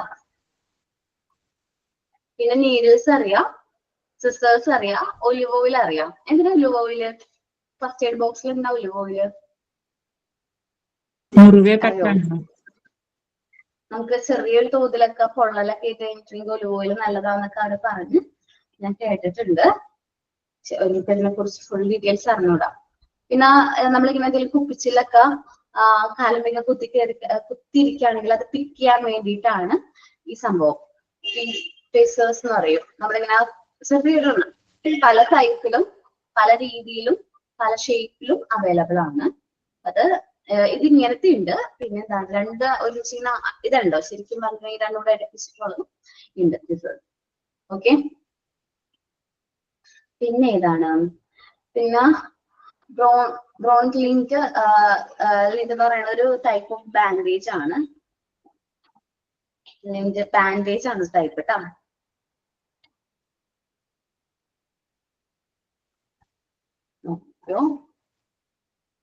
കൈൻഡ് ഓഫ് ബാൻഡേജ് ആണ്, ഒരു ടൈപ്പ് ഓഫ് ബാൻഡേജ് ആണ്. കുറച്ച് ഗ്യാപ്പ് ഉള്ള എയറുള്ള ഒരു ടൈപ്പ് ബാൻഡേജ് ആണ് കേട്ടോ. നിങ്ങളത് ഹോസ്പിറ്റലൊക്കെ പോയിട്ടുള്ള ഹോസ്പിറ്റലൊക്കെ കണ്ടിട്ടുണ്ടാവും. സ്പ്ലിറ്റേഴ്സ് എന്ന് പറഞ്ഞാൽ നമ്മൾ സ്പ്ലിറ്റ് ചെയ്തിട്ട് അതിന് എന്തെങ്കിലും വല്ല മുള്ളോ അങ്ങനെ എന്തെങ്കിലുമൊക്കെ ഉണ്ടെങ്കിൽ നിൽക്കാൻ വേണ്ടി യൂസ് ചെയ്യുന്നത്. സോൾട്ട് അറിയാം, ഉപ്പാണ്. നമ്മളത് വിചാരിക്കും എന്തിനാണ് ഫസ്റ്റ് എയ്ഡ് കിറ്റില് സോൾട്ടിന്റെ ആവശ്യം നമ്മൾ വിചാരിക്കും. ശരിക്കും പറഞ്ഞാൽ ഇപ്പൊ ഒരാൾ തലറിഞ്ഞ് വീണെന്ന് വിചാരിക്കാം, പ്രഷർ കുറഞ്ഞിട്ടൊക്കെ ഉണ്ടെങ്കിൽ നമ്മൾ നോർമൽ ആക്കാൻ വേണ്ടിയിട്ട് സോൾട്ട് സൊല്യൂഷൻ കൊടുക്കുന്നത് നല്ലതായിരിക്കും. കാർബോളിക് ആസിഡ് എന്ന് പറഞ്ഞാല് ഫിനോയിൽ, ഡെറ്റോൾ പോലത്തെ സൊല്യൂഷൻസ് ആണ്. അത് ക്ലീൻ ചെയ്യാനായിട്ട് യൂസ് ചെയ്യുന്നത് നല്ലതാണ്. സോഡിയം ബൈകാർബണേറ്റ് എന്ന് പറഞ്ഞാല് ബേക്കിംഗ് സോഡ, അതും നല്ലതാണ്, ക്ലീൻ ചെയ്യാൻ വേണ്ടിയിട്ട് നല്ലതാണ്. വിനെഗർ എന്ന് പറയുന്നത് ക്ലീനിങ്ങിന് നമ്മളെ ഒരു എന്താ പറയാ അഴുക്ക്, അതേപോലെ സ്പിരിറ്റ് ആണല്ലോ വിനെഗർ, അത് ഒരു പരിധി വരെയും അണുക്കൾ നശിക്കാനായിട്ട് നല്ലതാണ്. സ്പൂൺ ജസ്റ്റ് ഒരു ഇതിനു വേണ്ടി വെച്ചെന്നുള്ളൂ. പിന്നെ tinctures or iodine solution. Iodine solution അറിയാം, നമ്മള് ബെറ്റാഡിൻ പോലത്തെ സൊല്യൂഷൻ ആണ്, ക്ലീൻ ചെയ്യാൻ വേണ്ടി യൂസ് ചെയ്യും. ടിഞ്ചേഴ്സ് എന്ന് പറഞ്ഞാൽ കഷായങ്ങളാണ്. കഷായങ്ങൾ എന്നല്ല ഉദ്ദേശിക്കുന്നത്, ഇവിടെ കുഴമ്പുകൾ ഉണ്ടാവില്ലേ. അപ്പൊ നമുക്കൊരു ചതവൊക്കെ സംഭവിച്ചു കഴിഞ്ഞാൽ നമ്മൾ നോർമലി എന്ത് കുഴമ്പ യൂസ് ചെയ്യാറ്? ചതവൊക്കെ സംഭവിച്ചു കഴിഞ്ഞാൽ ഞങ്ങൾ ഇവിടെ മുറിവെണ്ണ എന്ന് പറഞ്ഞൊരു സംഭവം കിട്ടും. എനിക്ക് അറിഞ്ഞുവിടാ നിങ്ങളുടെയൊക്കെ നാട്ടിൽ കിട്ടുമെന്ന്. കിട്ടും. അപ്പൊ അതൊക്കെയാണ് ഈ ഫീച്ചറിൽ പെടുന്നത് കേട്ടോ. അപ്പൊ അത് കുറച്ച് ഒരു പരിധി വരെ നമുക്ക് എന്താ പറയാ ഒരു സേഫ് ആണ് ചതവൊക്കെ സംഭവിച്ചു കഴിഞ്ഞാൽ. ഇത്രയും ഐറ്റംസ് ആണ് ഇവർ പറഞ്ഞിരിക്കുന്നത്. ശരിക്കും പറഞ്ഞാൽ ഇതിൽ കൂടുതൽ ഒരുപാട് ഐറ്റംസ് നമുക്ക് ക്യാമറ ഓഫ് ആയിപ്പോയി. നമുക്ക് ഒരുപാട് ഐറ്റംസ് എന്ത് ചെയ്യാൻ പറ്റും ഫസ്റ്റ് എയ്ഡ് യൂണിറ്റിൽ. നമുക്ക് ആവശ്യമുള്ള ഫസ്റ്റ് എയ്ഡ് ഐറ്റംസ് നമുക്ക് ഫസ്റ്റ് എയ്ഡ് കിറ്റിൽ ഇൻക്ലൂഡ് ചെയ്യാൻ പറ്റും. അപ്പോൾ ഇത് സ്കൂളിലത്തെ കാര്യമാണ്. നമ്മൾ നമ്മുടെ വീട്ടിലത്തെ കാര്യം നോക്കണം. വീട്ടിൽ എന്തൊക്കെ ഐറ്റംസ് ആണ് ഫസ്റ്റ് എയ്ഡ് കിറ്റിൽ വേണ്ടതെന്ന് നമുക്ക് തോന്നുന്നത്. നിങ്ങൾക്ക് എന്തൊക്കെ ഐറ്റംസ് ആണ് വേണമെന്ന് തോന്നുന്നത്. ഇപ്പൊ ചിലപ്പോ ഇതിൽ പറയാത്ത പാരസ്റ്റമോൾ വേണ്ട വരും. പാരസ്റ്റമോൾ കുട്ടികളൊക്കെ ഉള്ള വീട്ടിലാണെങ്കിൽ പാരസ്റ്റമോളിന്റെ സൊല്യൂഷൻ ലിക്വിഡ് അല്ലെങ്കിൽ ടോണിക് വേണ്ടി വരും. അതേപോലെ എന്താ പറയാ ചുമയുടെ ടോണിക്ക്, അങ്ങനെ നമുക്ക് എന്തൊക്കെയാണ് ആവശ്യം. നമ്മളുടെ വീട്ടില് ഒരു ആക്സിഡന്റ് സംഭവിക്കുകയാണ്, ആന്റിസെപ്റ്റിക് ക്രീം അത് വേണ്ടി വരും. ആന്റിസെപ്റ്റിക് ക്രീം എന്ന് പറഞ്ഞിട്ടുണ്ടെങ്കിൽ നമുക്ക് പൊള്ളലൊക്കെ ആയിട്ട് കഴിഞ്ഞാൽ പറ്റുന്ന ആ ഒരു ക്രീമാണ്. അങ്ങനെ നമ്മുടെ വീട്ടിൽ എന്തെല്ലാം ഐറ്റംസ് ആണ് നമുക്ക് വേണ്ടത്, നമുക്ക് യൂസ് ചെയ്യാൻ പറ്റണം. ഒരുപാട് ഐറ്റംസ് വാങ്ങിച്ചൊന്നും വെക്കണം എന്ന് ഞാൻ പറയില്ല, പക്ഷെ നമുക്കത് യൂസ് ചെയ്യാനും നമുക്കത് യൂസ്ഫുൾ ആയിട്ടുള്ള ഐറ്റംസ് ഒന്ന് അസംബിൾ ചെയ്ത് ഒരു ബോക്സിലാക്കി വെക്കാനേ ഞാൻ നിങ്ങളോട് പറയുള്ളൂ. മനസ്സിലായോ? നമുക്ക് യൂസ്ഫുൾ ആയിട്ടുള്ള ഐറ്റംസ് എല്ലാം കൂടി ഒരു ബോക്സിൽ എപ്പോ ചെന്നാലും എമർജൻസി ആയിട്ട് എപ്പോ ചെന്നാലും നമുക്ക് കിട്ടുന്ന രീതിയിൽ അത് എന്ത് ചെയ്യാൻ പറ്റണം, എടുക്കാനായിട്ട് പറ്റണം. ഓക്കെ, പ്രിപ്പയർ ചെയ്യുമല്ലോ നെക്സ്റ്റ് വീക്കില്. Yes ma'am. ഓക്കെ, ഇനി duties of a first aid unit ആണ് പറയുന്നത്. എന്തെല്ലാം ഡ്യൂട്ടീസ് ആണ് ഒരു ഫസ്റ്റ് എയ്ഡ് യൂണിറ്റിന് ഉള്ളതെന്നാ പറയുന്നത്. To give first aid instantly at the time needed. നമുക്ക് ആ ഫസ്റ്റ് എയ്ഡ് കൊടുക്കാൻ പറ്റണം. ആ ഒരു ആക്സിഡന്റ് സംഭവിക്കുന്ന ആ സമയത്ത് തന്നെ ഫസ്റ്റ് എയ്ഡ് കൊടുക്കാനായിട്ട് പറ്റണം. ഫസ്റ്റ് എയ്ഡ് കൊടുക്കുന്ന ആൾക്കാർക്ക് നല്ല ധൈര്യം വേണം, നല്ല കോൺഫിഡൻസ് വേണം. എന്തൊരു സിറ്റുവേഷനിൽ ഹാൻഡിൽ ചെയ്യാനുള്ള ഒരു കോൺഫിഡൻസ് ഉള്ള ആൾക്കാർക്ക് മാത്രമേ ഫസ്റ്റ് എയ്ഡ് കൊടുക്കാൻ പറ്റുള്ളൂ. സോ നമ്മളെല്ലാം നല്ല കോൺഫിഡന്റ് ആയിരിക്കണം. ഈ ഒരാൾക്ക് അപകടിച്ച് പറയുമ്പോൾ തന്നെ, അല്ലെങ്കിൽ ഇത്തിരി ചോര കാണുമ്പോൾ തന്നെ തലകറങ്ങി വീഴുന്ന ആൾക്കാരൊക്കെ ഉണ്ട്. അപ്പൊ അങ്ങനത്തെ ആൾക്കാർക്കൊന്നും ഫസ്റ്റ് എയ്ഡ് കൊടുക്കാനായിട്ട് പറ്റില്ല. സോ നല്ല ധൈര്യമുള്ള ആൾക്കാരായിരിക്കണം. നമ്മൾ ഓരോരുത്തരും നാളെ ഇതേപോലെ ഒരു സിറ്റുവേഷൻ ഫേസ് ചെയ്യേണ്ട വന്നാൽ ഫേസ് ചെയ്യാതിരിക്കട്ടെ, ഫേസ് ചെയ്യേണ്ട വന്നു കഴിഞ്ഞാൽ അത് എന്ത് ചെയ്യണം, നല്ല ധൈര്യത്തോടെ ഫേസ് ചെയ്യാനായിട്ട് പറ്റണം. Okay, to give first aid instantly at the time of needed. ആ എപ്പോഴാണോ ആ ഫസ്റ്റ് എയ്ഡ് കൊടുക്കുന്നത്, ഗോൾഡൻ അവേഴ്സിൽ തന്നെ നമ്മൾ ഫസ്റ്റ് എയ്ഡ് കൊടുക്കണം. To contain all the first aid material. First aid യൂണിറ്റിൽ ആ ഫസ്റ്റ് എയ്ഡ് മെറ്റീരിയൽസ് എല്ലാനും വേണം. To remove the causes of injury to the patient. ഇനിയിപ്പോ എന്തെങ്കിലും ഇഞ്ചുറി സംഭവിക്കാനുള്ള ചാൻസസ് ഉണ്ടെങ്കിൽ, അങ്ങനെ സംഭവിക്കാം, കുട്ടിയെ കുഴിയിൽ വീഴുമെന്നുണ്ടെങ്കിൽ ആ കുഴി മൂടിക്കളയുന്നതായിരിക്കും നല്ലത്. അങ്ങനെ എന്തെങ്കിലും ഇഞ്ചുറീസ് സംഭവിക്കാനുള്ള ചാൻസ് ഉണ്ടെങ്കിൽ അത് ഒഴിവാക്കാം. To control bleeding from injury. നമ്മളിപ്പോ ഇഞ്ചുറി സംഭവിച്ചിട്ടുണ്ടെങ്കിൽ അതിൽ നിന്നുള്ള ബ്ലീഡിങ് സ്റ്റോപ്പ് ചെയ്യാനുള്ള മെഷേഴ്സ് എടുക്കണം. To check the respiration of the patient and to restart by its artificial method. Patient respiration check ചെയ്യാം, പൾസ് ചെക്ക് ചെയ്യാം. എവിടെയാ പൾസ് ചെക്ക് ചെയ്യുന്നേ? നമ്മൾ എവിടേക്കാ പൾസ് ചെക്ക് ചെയ്യുന്നേ? ഹാൻഡ്, കിട്ടുന്നില്ല. ഇപ്പോ ചില സമയത്ത് നമുക്ക് പൾസ് കിട്ടുന്നില്ല, അല്ലെങ്കിൽ ഇവിടെ ചെക്ക് ചെയ്യാൻ പറ്റും. നോക്കി, നിങ്ങൾ ഇവിടെ വെച്ച് കൈ വെച്ച് നോക്കി, കിട്ടിയാ? ഇവിടെ രണ്ട് പേരിൽ വെച്ച് നോക്കിയാൽ മതി, പൾസ്. ഓക്കെ, അപ്പൊ ഇനി പേഷ്യന്റിന് റെസ്പിറേഷൻ ഇല്ല, അല്ലെങ്കിൽ അദ്ദേഹം ശ്വസിക്കുന്നില്ലെങ്കിൽ അപ്പൊ നമ്മൾ എന്ത് ചെയ്യാ, ആർട്ടിഫിഷ്യൽ മെത്തേഡിൽ റെസ്പിറേഷൻ സ്റ്റാർട്ട് ചെയ്യാം. ഏതാണ് ആർട്ടിഫിഷ്യൽ മെത്തേഡ്? എന്ത് കൊടുക്കും? ഇമ്മീഡിയറ്റ് ആയിട്ട് ആർട്ടിഫിഷ്യൽ റെസ്പിറേഷൻ കൊടുക്കും. നമ്മൾ തന്നെ ശ്വാസം എടുത്ത് പേഷ്യന്റെ മൂക്ക് പൊത്തി പിടിച്ച് വായിലൂടെ ശ്വാസം എന്ത് ചെയ്യും, നമ്മൾ ഇപ്പൊ ഷോക്കൊക്കെ ഷോക്ക് CPR ആണ്, എന്നാലും നമ്മള് ആർട്ടിഫിഷ്യൽ റെസ്പിറേഷൻ ആണ് പറയുന്നത്. കൃത്രിമ ശ്വാസം അല്ലേ? അതെ, കൃത്രിമ ശ്വാസം. അപ്പൊ നമ്മൾ മൂക്ക് പൊത്തി പിടിച്ച് വായിലൂടെ ശ്വാസം കൊടുക്കും. വീണ്ടും നമ്മൾ വീണ്ടും ശ്വസിച്ച് വീണ്ടും അതേപോലത്തെ ഒരു 5 to 6 ടൈംസ് ഇത് ചെയ്യുമ്പോഴേക്കും അദ്ദേഹം റെസ്പിറേറ്റ് ചെയ്യണം. പൾസ് ഉണ്ടെങ്കിലാണ് ആർട്ടിഫിഷ്യൽ റെസ്പിറേഷൻ കൊടുക്കാൻ പറ്റുള്ളൂ. പൾസ് ഇല്ലാത്ത പക്ഷം നമ്മൾ ആർട്ടിഫിഷ്യൽ റെസ്പിറേഷൻ കൊടുത്ത കാര്യമില്ല, അവിടെ നമ്മൾ CPR ആണ് കൊടുക്കേണ്ടത്. രണ്ടും നമ്മൾ ഇത്തിരി വ്യത്യാസമുണ്ട്, നമുക്ക് ഡിസ്കസ് ചെയ്യാം. ചാപ്റ്ററിന്റെ അവസാനമായിട്ട് നമ്മൾ കൂടുതൽ ഡീറ്റെയിൽഡ് ആയിട്ട് ഡിസ്കസ് ചെയ്യും. To cover the wooden injury, wound of injury. ആ ഒരു മുറിവ് നമ്മൾ കവർ ചെയ്ത് വെക്കണം, പ്രോപ്പർ ആയിട്ട് കവർ ചെയ്യണം. കാരണം പെട്ടെന്ന് അത് ഇൻഫെക്റ്റഡ് ആവാനുള്ള ചാൻസസും ആ വൂണ്ട് നമ്മൾ നല്ല രീതിയിൽ കവർ ചെയ്ത് വെക്കണം. To maintain the temperature of the patient at normal level. Maximum ആ പേഷ്യന്റിന്റെ ടെമ്പറേച്ചർ നോർമൽ ആയിട്ട് ഇരിക്കാൻ വേണ്ടിയിട്ട് ശ്രമിക്കണം. ഇപ്പൊ ഒരാൾ വെള്ളത്തിലൊക്കെ പോയിട്ടുണ്ടെങ്കിൽ നമ്മൾ കരയ്ക്ക് അടുപ്പിച്ചു, അല്ലെങ്കിൽ കരയിലേക്ക് എടുത്തു, ആളെ കുഴപ്പമൊന്നുമില്ല, റെസ്പിറേറ്റ് ഒക്കെ ചെയ്യുന്നുണ്ടെങ്കിൽ പെട്ടെന്ന് ഷിവറിങ് വരാനും ഫിക്സ് വരാനുള്ള ചാൻസ് ഉണ്ട്. അത് തണുവ് കൊണ്ടായിരിക്കും, ചിലപ്പോൾ ബോഡി ഫുൾ ആയിട്ട് തണുത്തുകൊണ്ട് പെട്ടെന്ന് എന്തൊരു ഷിവറിങ് വരും, അല്ലെങ്കിൽ ഫിക്സ് വരാനുള്ള ചാൻസസും. ആ പേഷ്യന്റ് നോർമൽ ടെമ്പറേച്ചറിൽ നിലനിർത്തണം എന്നുള്ളത് നമ്മുടെ ഇമ്പോർട്ടന്റ് ആയിട്ടുള്ള സ്റ്റെപ്പാണ്. കുറച്ച് ചൂടുവെള്ളം കൊടുക്കുക, കുറച്ച് ചൂടുവെള്ളം കുപ്പിയിലാക്കിയിട്ടോ അങ്ങനെ എന്തെങ്കിലും നമ്മുടെ ദേഹത്ത് പിടിക്കുക. കുറച്ച് കനമുള്ള ചാക്കോ അതേപോലത്തെ കമ്പിളി പോലത്തെ ഡ്രസ് മെറ്റീരിയൽ കൊണ്ട് നമുക്ക് മൂടിയൊക്കെ ചെയ്യുകയാണെങ്കിൽ ഒരു പരിധി വരെ നമുക്ക് പേഷ്യന്റ് നോർമൽ ടെമ്പറേച്ചർ മെയിൻറ്റെയിൻ ചെയ്യാനായിട്ട് പറ്റും.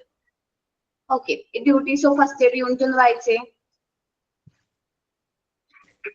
ഞാൻ വായിക്കണം മിസ്സേ?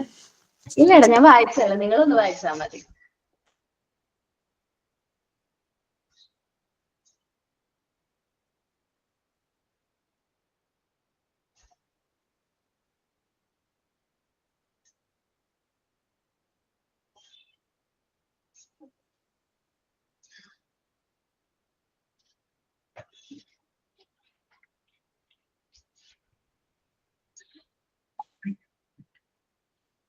ഓക്കെ, ഇനി നമ്മൾ ഇന്ന് ഓരോ അസുഖങ്ങളെ കുറിച്ചിട്ട് അല്ലെങ്കിൽ ഓരോ സിറ്റുവേഷൻസ്, ഓരോ ഇൻസിഡൻസ് ആണ് പറയാൻ പോകുന്നത്.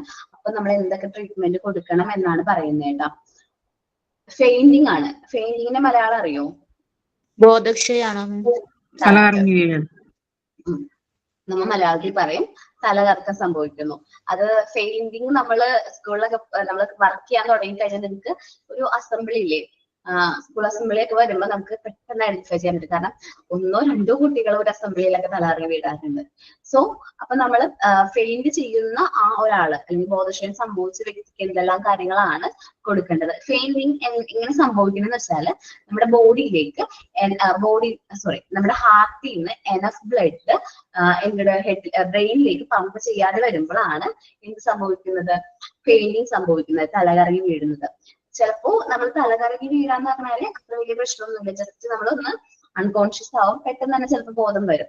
പക്ഷെ നമ്മൾ ഫെയിന്റ് ചെയ്യുന്ന സ്ഥലമാണ് പ്രശ്നം. നമ്മൾ ഫെയിന്റ് ചെയ്യുന്ന സ്ഥലത്ത് വല്ല കല്ലോ അല്ലെങ്കിൽ ഇഞ്ചുറി സംഭവിക്കാവുന്ന എന്തെങ്കിലും കൂട്ടം പോലെയുള്ള എന്തെങ്കിലുമൊക്കെ ഉണ്ടെങ്കിൽ നമ്മൾ അതിലേക്കായിരിക്കും വീഴുന്നത്. അങ്ങനെ വീഴാണെങ്കിൽ നമുക്ക് അങ്ങനെ ഇഞ്ചുറീസ് സംഭവിക്കാൻ ചാൻസ് ഉണ്ട്. സോ ഒരു പേഷ്യന്റ് ഫെയിന്റ് ചെയ്യുകയാണെങ്കിൽ നമുക്ക് എപ്പോ വേണമെങ്കിലും തലകറക്കം സംഭവിക്കാം. നമ്മളിപ്പോ ചിലപ്പോൾ വർക്ക് ചെയ്തുകൊണ്ടിരിക്കുമ്പോൾ പെട്ടെന്ന് ചിലപ്പോൾ ബ്രേക്ക്ഫാസ്റ്റ് സ്കിപ്പൊക്കെ ചെയ്യുന്ന ആൾക്കാർ മെയിൻ ആയിട്ട് ഫെയിന്റ് ചെയ്യാനുള്ള ചാൻസ് ഉണ്ട്. സോ അപ്പൊ അങ്ങനെയാണെങ്കിൽ നമ്മൾ അവിടെ അടുത്ത് എവിടെയാണോ അവിടെ തന്നെ ഇരിക്കാൻ ശ്രമിക്കാം. കാരണം മുകളിൽ നിന്ന് നമ്മൾ നിൽക്കുമ്പോൾ വീഴുന്നതിനേക്കാളും എഫക്ട് കുറവായിരിക്കും ഇരുന്നിട്ട് വീഴുകയാണെങ്കിൽ.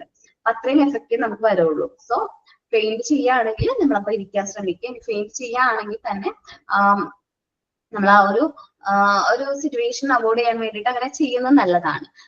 ഫെയിലിംഗ് സംഭവിക്കുന്നത് എന്തുകൊണ്ടാന്ന് വെച്ചാൽ നമ്മുടെ ഹാർട്ടിൽ നിന്ന് പ്രോപ്പർ ആയിട്ട് ബ്ലഡ് ബ്രെയിനിലേക്ക് പമ്പ് ചെയ്യാതെ വരുമ്പോഴാണ് നമ്മൾ എന്ത് ചെയ്യുന്നത്? ഫെയിന്റ് ആവുന്നത്, തലകറക്കം സംഭവിക്കുന്നത്.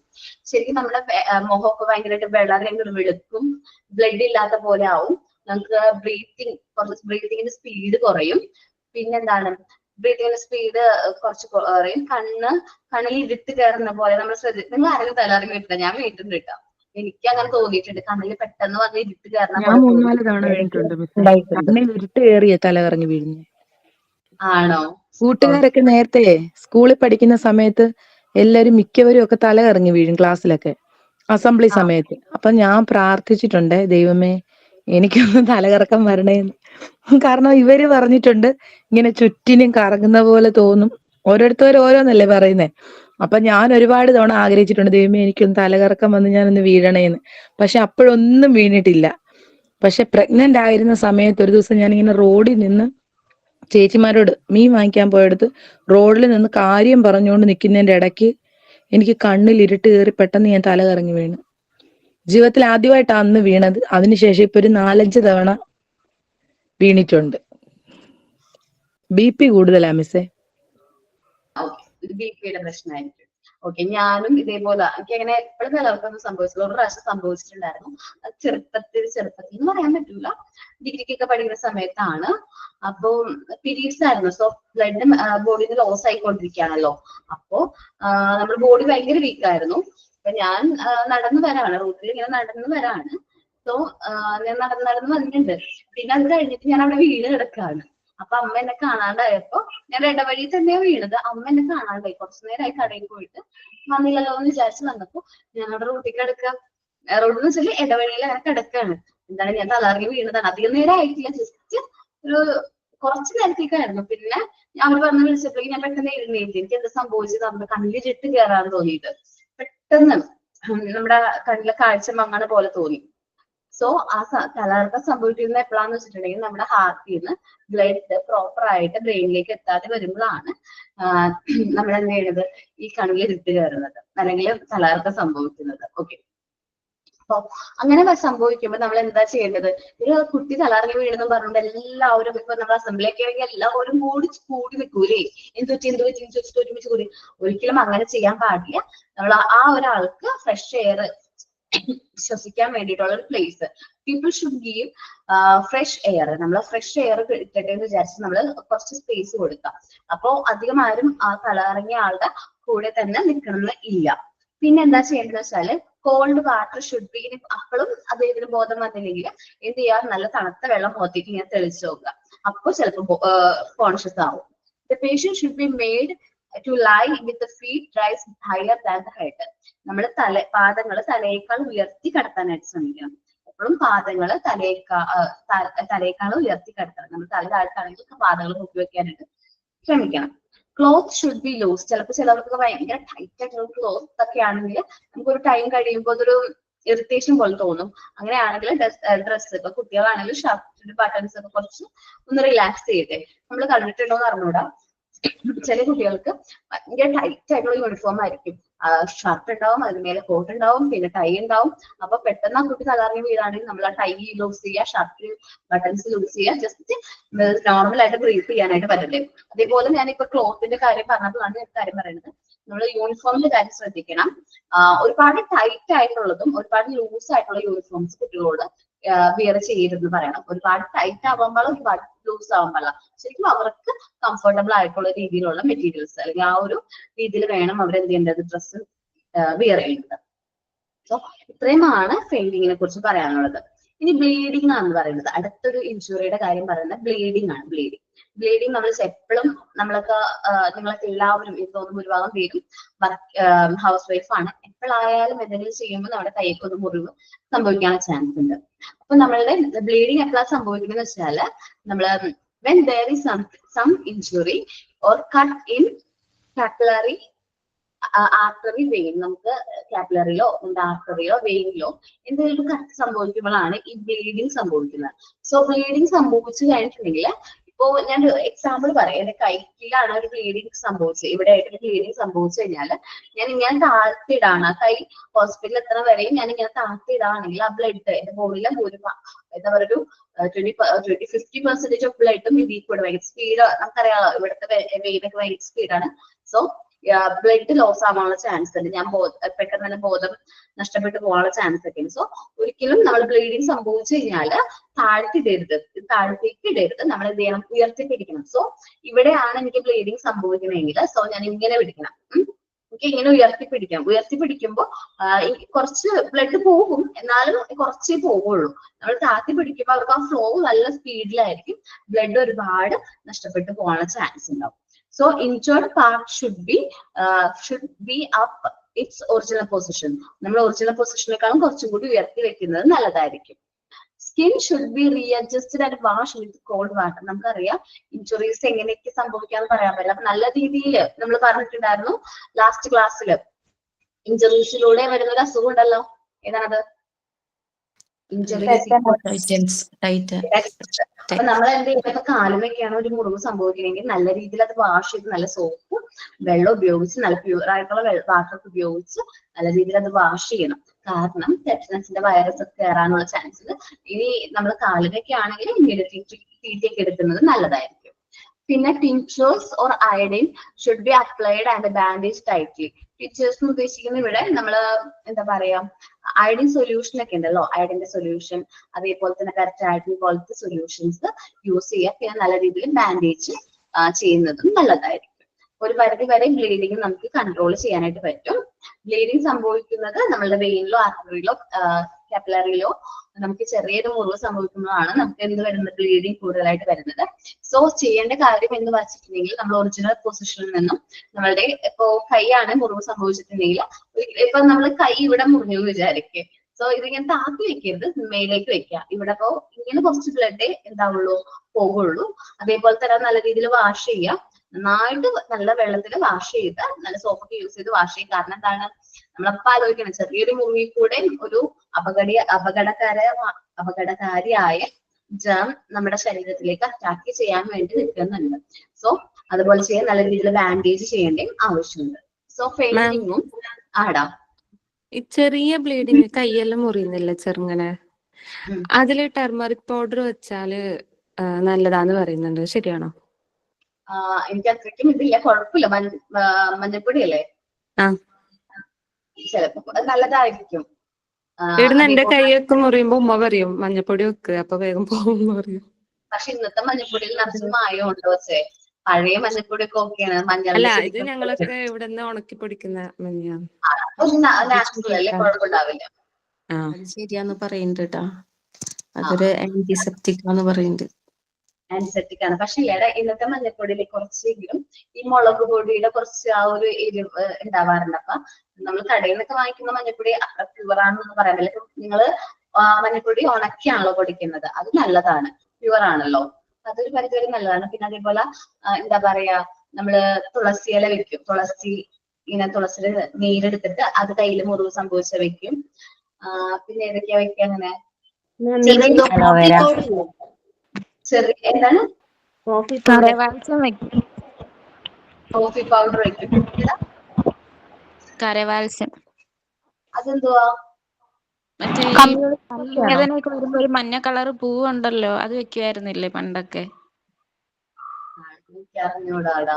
കമ്മ്യൂണിസ്റ്റ് പച്ചാന്ന് പറഞ്ഞൊരു ചെടിയുടെ നീര് പുറത്തൂല്ലേ? ആണോ? കമ്മ്യൂണിസ്റ്റ് പച്ച കണ്ടിട്ടുണ്ട്, പക്ഷെ വെക്കുമെന്ന് എനിക്ക് അറിഞ്ഞൂടാ. പണ്ടൊക്കെ അങ്ങനെ വെക്കുമായിരുന്നു. പണ്ട് ഇങ്ങോട്ട് മുറിവൂടി എന്ന് പറഞ്ഞൊരു ഇലയുണ്ട്. അതും വെക്കും. ഓക്കെ. അപ്പൊ എന്താ പറയാ, ഒരു ഹെർബൽ ഗാർഡൻ മെയിൻറ്റെയിൻ ചെയ്യുന്നത് നല്ലതായിരിക്കും. ഇതേപോലത്തെ ചെറിയ ചെറിയ ആക്സിഡന്റ് ഒക്കെ പറ്റുമ്പോൾ നമുക്ക് വേണ്ട ചെടികളൊക്കെ ഒരു ഹെർബൽ ഗാർഡൻ നമ്മുടെ വീട്ടിൽ തന്നെ ഉള്ളത് നല്ലതായിരിക്കും അല്ലെ? സ്നേഹിപ്പൊക്കെ കഴിയുമ്പോ തട്ടിയാല് ഉപ്പ് വെള്ളത്തിൽ കഴുകാൻ പറയും, നമുക്ക് പോയിസൺസ് ഒക്കെ റിമൂവ് ചെയ്യാന്. എന്താണ്? കത്തിയൊക്കെ കഴിയുമ്പോ തട്ടുമ്പോഴേ ഉപ്പ് വെള്ളത്തിൽ കൈ മുക്കാൻ പറയുന്നത്. നമ്മളെ പോയിസൺസ് ഒക്കെ റിമൂവ് ചെയ്യാനാ. അപ്പൊ ആണി തട്ടിയാലൊക്കെ നമുക്ക് ഹോസ്പിറ്റലിൽ നിന്ന് പോലും റെക്കമെൻഡ് ചെയ്യും, ഇങ്ങനെ ഉപ്പ് വെള്ളത്തിൽ ജസ്റ്റ് തുടക്കണമെന്ന് പറയും. അത് നല്ലതാന്ന് പറഞ്ഞിട്ടുണ്ട്, ഹോസ്പിറ്റലിൽ നിന്നും പറഞ്ഞിട്ടുണ്ട്. പരിധിവരെ നല്ലതാണല്ലോ അണുക്കളെ നശിപ്പിക്കാനായിട്ട്, അതായിരിക്കും. ഓക്കെ. അപ്പോ ഈ രണ്ടെണ്ണവും വായിക്കുക. അതിലൊരാൾ വായിക്കുന്നത് നല്ലതായിരിക്കും കേട്ടോ. ഫെയിന്റിങ്ങും ബ്ലീഡിങ്ങും ഞാൻ ഫുൾ ആയിട്ട് വായിച്ചില്ല. ഓരോരുത്തർ വായിക്കട്ടെ. ഫെയിന്റിങ് ആര് വായിക്കും? മാം ഞാൻ വായിക്കാം.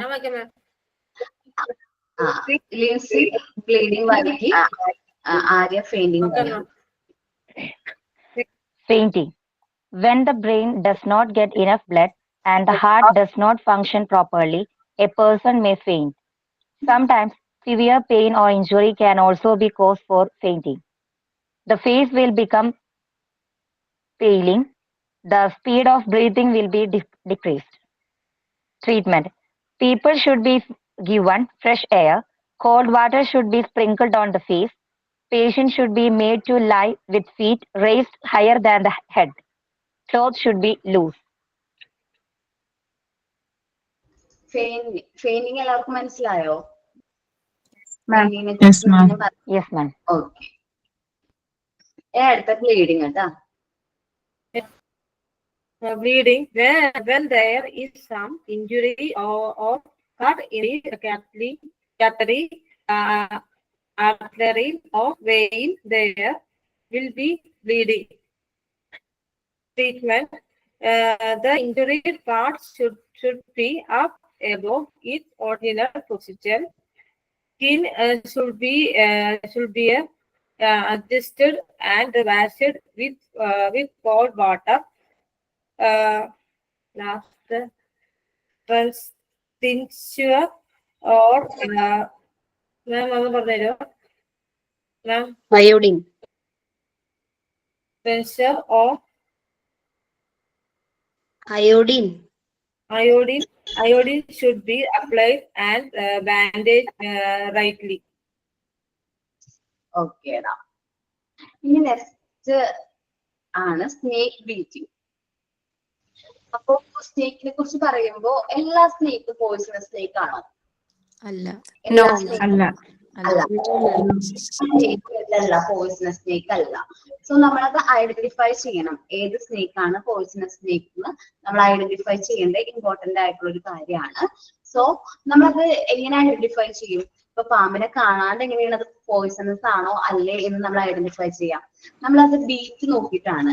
പോയിസണസ് സ്നേക്കിന്റെയും അതേപോലെ തന്നെ എന്താ പറയാ നോൺ പോയിസണസ് സ്നേക്കിന്റെയും ബീറ്റ് നോക്കിയിട്ടാണ് നമ്മൾ എന്ത് ചെയ്യുന്നത്, നമ്മൾ അത് ഐഡന്റിഫൈ ചെയ്യണം.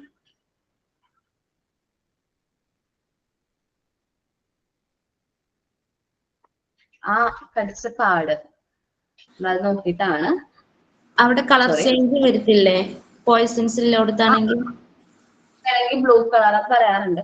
അതിന് കുറച്ചുകൂടി ഒരു ക്ലാരിറ്റി കിട്ടണമെന്നുണ്ടെങ്കിൽ നമ്മൾ ആ ഒരു സ്നേക്കിന്റെ ബീറ്റ് നോക്കിയിട്ട് നമ്മൾ എന്ത് ചെയ്യും, ഐഡന്റിഫൈ ചെയ്യാറുണ്ട്. അതിന്റെ ഇമേജ് ഉണ്ടായിരുന്നു, ഇവിടെ കറക്റ്റ് ആയിട്ടുള്ള ഇമേജ് ഉണ്ടായിരുന്നു. ഞാൻ അത് ശരിക്കും നമുക്ക് ഐഡന്റിഫൈ ചെയ്യാൻ പറ്റും.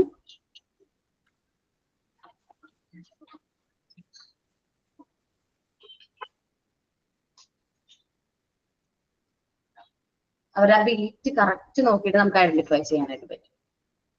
ഓക്കെ, നിങ്ങൾ ശ്രദ്ധിച്ചോ? ഇതിനേക്കാൾ നല്ലൊരു ഇമേജ് ഇതാണ്. കണ്ടോ?